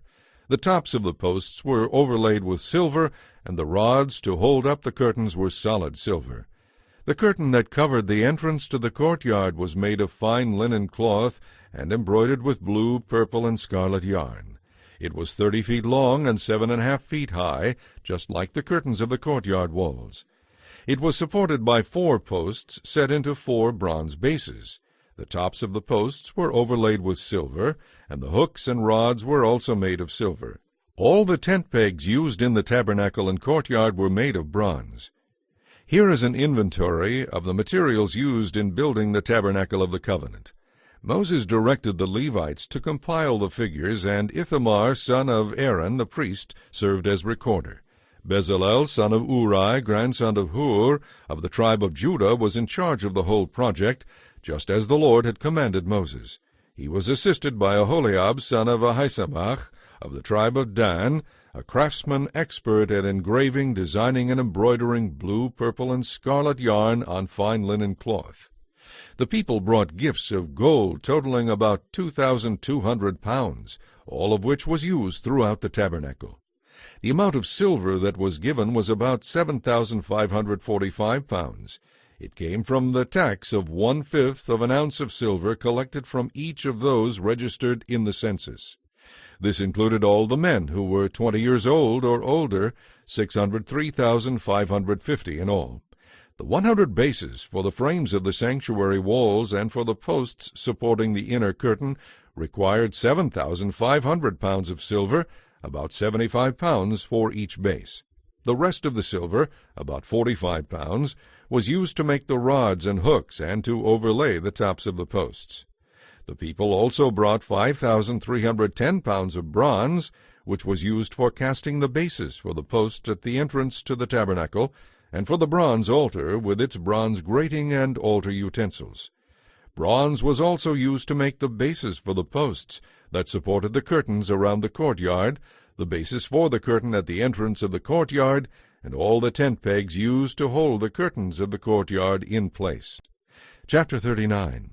For the priests, the craftsmen made beautiful garments of blue, purple, and scarlet cloth, clothing to be worn while ministering in the holy place. This same cloth was used for Aaron's sacred garments, just as the Lord had commanded Moses. The ephod was made from fine linen cloth and embroidered with gold thread and blue, purple, and scarlet yarn. A skilled craftsman made gold thread by beating gold into thin sheets and cutting it into fine strips. He then embroidered it into the linen with the blue, purple, and scarlet yarn. They made 2 shoulder pieces for the ephod, which were attached to its corners so it could be tied down. They also made an elaborate woven sash of the same materials: fine linen cloth, blue, purple, and scarlet yarn, and gold thread, just as the Lord had commanded Moses. The 2 onyx stones attached to the shoulder pieces of the ephod were set in gold filigree.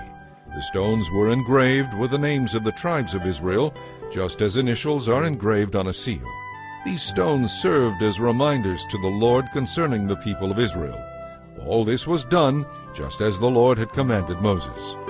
The chest piece was made in the same style as the ephod, crafted from fine linen cloth and embroidered with gold thread and blue, purple, and scarlet yarn. It was doubled over to form a pouch 9 inches square. 4 rows of gemstones were set across it. In the first row were a red carnelian, a chrysolite, and an emerald. In the second row were a turquoise, a sapphire, and a white moonstone. In the third row were a jacinth, an agate, and an amethyst. In the fourth row were a beryl, an onyx, and a jasper. Each of these gemstones was set in gold. The stones were engraved like a seal, each with the name of one of the 12 tribes of Israel. To attach the chest piece to the ephod, they made braided cords of pure gold. They also made 2 gold rings and attached them to the top corners of the chest piece. The 2 gold cords were put through the gold rings on the chest piece, and the ends of the cords were tied to the gold settings on the shoulder pieces of the ephod. 2 more gold rings were attached to the lower inside corners of the chest piece next to the ephod. Then 2 gold rings were attached to the ephod near the sash. Blue cords were used to attach the bottom rings of the chest piece to the rings on the ephod. In this way, the chest piece was held securely to the ephod above the beautiful sash. All this was done just as the Lord had commanded Moses. The robe of the ephod was woven entirely of blue yarn, with an opening for Aaron's head in the middle of it. The edge of this opening was reinforced with a woven collar so it would not tear. Pomegranates were attached to the bottom edge of the rope. These were finely crafted of blue, purple, and scarlet yarn. Bells of pure gold were placed between the pomegranates along the hem of the robe, with bells and pomegranates alternating all around the hem. This robe was to be worn when Aaron ministered to the Lord, just as the Lord had commanded Moses. Tunics were then made for Aaron and his sons from fine linen cloth. The turban, the headdresses, and the underclothes were all made of fine linen. The sashes were made of fine linen cloth and embroidered with blue, purple, and scarlet yarn, just as the Lord had commanded Moses. Finally, they made the sacred medallion of pure gold to be worn on the front of the turban. Using the techniques of an engraver, they inscribed it with these words, "Set apart as holy to the Lord." This medallion was tied to the turban with a blue cord, just as the Lord had commanded Moses. And so at last the tabernacle was finished. The Israelites had done everything just as the Lord had commanded Moses. And they brought the entire tabernacle to Moses, the sacred tent with all its furnishings, the clasps, frames, crossbars, posts, and bases, the layers of tanned ram skins and fine goatskin leather, the inner curtain that enclosed the most holy place, the Ark of the Covenant and its carrying poles, the Ark's cover, the place of atonement, the table and all its utensils, the bread of the presence, the gold lampstand and its accessories, the lamp cups and the oil for lighting, the gold altar, the anointing oil, the fragrant incense, the curtain for the entrance of the sacred tent, the bronze altar, the bronze grating, its poles and utensils, the large wash basin and its pedestal, the curtains for the walls of the courtyard and the posts and bases holding them up, the curtain at the courtyard entrance, the cords and tent pegs, all the articles used in the operation of the tabernacle, the beautifully crafted garments to be worn while ministering in the holy place, the holy garments for Aaron the priest and for his sons to wear while on duty. So the people of Israel followed all of the Lord's instructions to Moses. Moses inspected all their work and blessed them because it had been done as the Lord had commanded him. Chapter 40. The Lord now said to Moses, "Set up the tabernacle on the first day of the new year. Place the Ark of the Covenant inside and install the inner curtain to enclose the Ark within the most holy place. Then bring in the table and arrange the utensils on it, and bring in the lampstand and set up the lamps. Place the incense altar just outside the inner curtain, opposite the Ark of the Covenant. Set up the curtain made for the entrance of the tabernacle. Place the altar of burnt offering in front of the tabernacle entrance. Set the large wash basin between the tabernacle and the altar and fill it with water. Then set up the courtyard around the outside of the tent and hang the curtain for the courtyard entrance. Take the anointing oil and sprinkle it on the tabernacle and on all its furnishings to make them holy. Sprinkle the anointing oil on the altar of burnt offering and its utensils, sanctifying them. Then the altar will become most holy. Next anoint the large wash basin and its pedestal to make them holy. Bring Aaron and his sons to the entrance of the tabernacle and wash them with water. Clothe Aaron with the holy garments and anoint him, setting him apart to serve me as a priest. Then bring his sons and dress them in their tunics. Anoint them as you did their father, so they may serve me as priests. With this anointing, Aaron's descendants are set apart for the priesthood forever, from generation to generation." Moses proceeded to do everything as the Lord had commanded him. So the tabernacle was set up on the first day of the new year. Moses put it together by setting its frames into their bases and attaching the crossbars and raising the posts. Then he spread the coverings over the tabernacle framework and put on the roof layers just as the Lord had commanded him. He placed inside the ark the stone tablets inscribed with the terms of the covenant, and then he attached the ark's carrying poles. He also set the ark's cover, the place of atonement, on top of it. Then he brought the Ark of the Covenant into the tabernacle and set up the inner curtain to shield it from view, just as the Lord had commanded. Next he placed the table in the tabernacle along the north side of the holy place, just outside the inner curtain. And he arranged the bread of the presence on the table that stands before the Lord, just as the Lord had commanded. He set the lampstand in the tabernacle across from the table on the south side of the holy place. Then he set up the lamps in the Lord's presence, just as the Lord had commanded. He also placed the incense altar in the tabernacle, in the holy place, in front of the inner curtain. On it he burned the fragrant incense, made from sweet spices, just as the Lord had commanded. He attached the curtain at the entrance of the tabernacle, and he placed the altar of burnt offering near the tabernacle entrance. On it he offered a burnt offering and a grain offering, just as the Lord had commanded. Next he placed the large wash basin between the tabernacle and the altar. He filled it with water so the priests could use it to wash themselves. Moses and Aaron's sons washed their hands and feet in the basin. Whenever they walked past the altar to enter the tabernacle, they were to stop and wash, just as the Lord had commanded Moses. Then he hung the curtains forming the courtyard around the tabernacle and the altar, and he set up the curtain at the entrance of the courtyard. So at last Moses finished the work. Then the cloud covered the tabernacle, and the glorious presence of the Lord filled it. Moses was no longer able to enter the tabernacle, because the cloud had settled down over it, and the tabernacle was filled with the awesome glory of the Lord.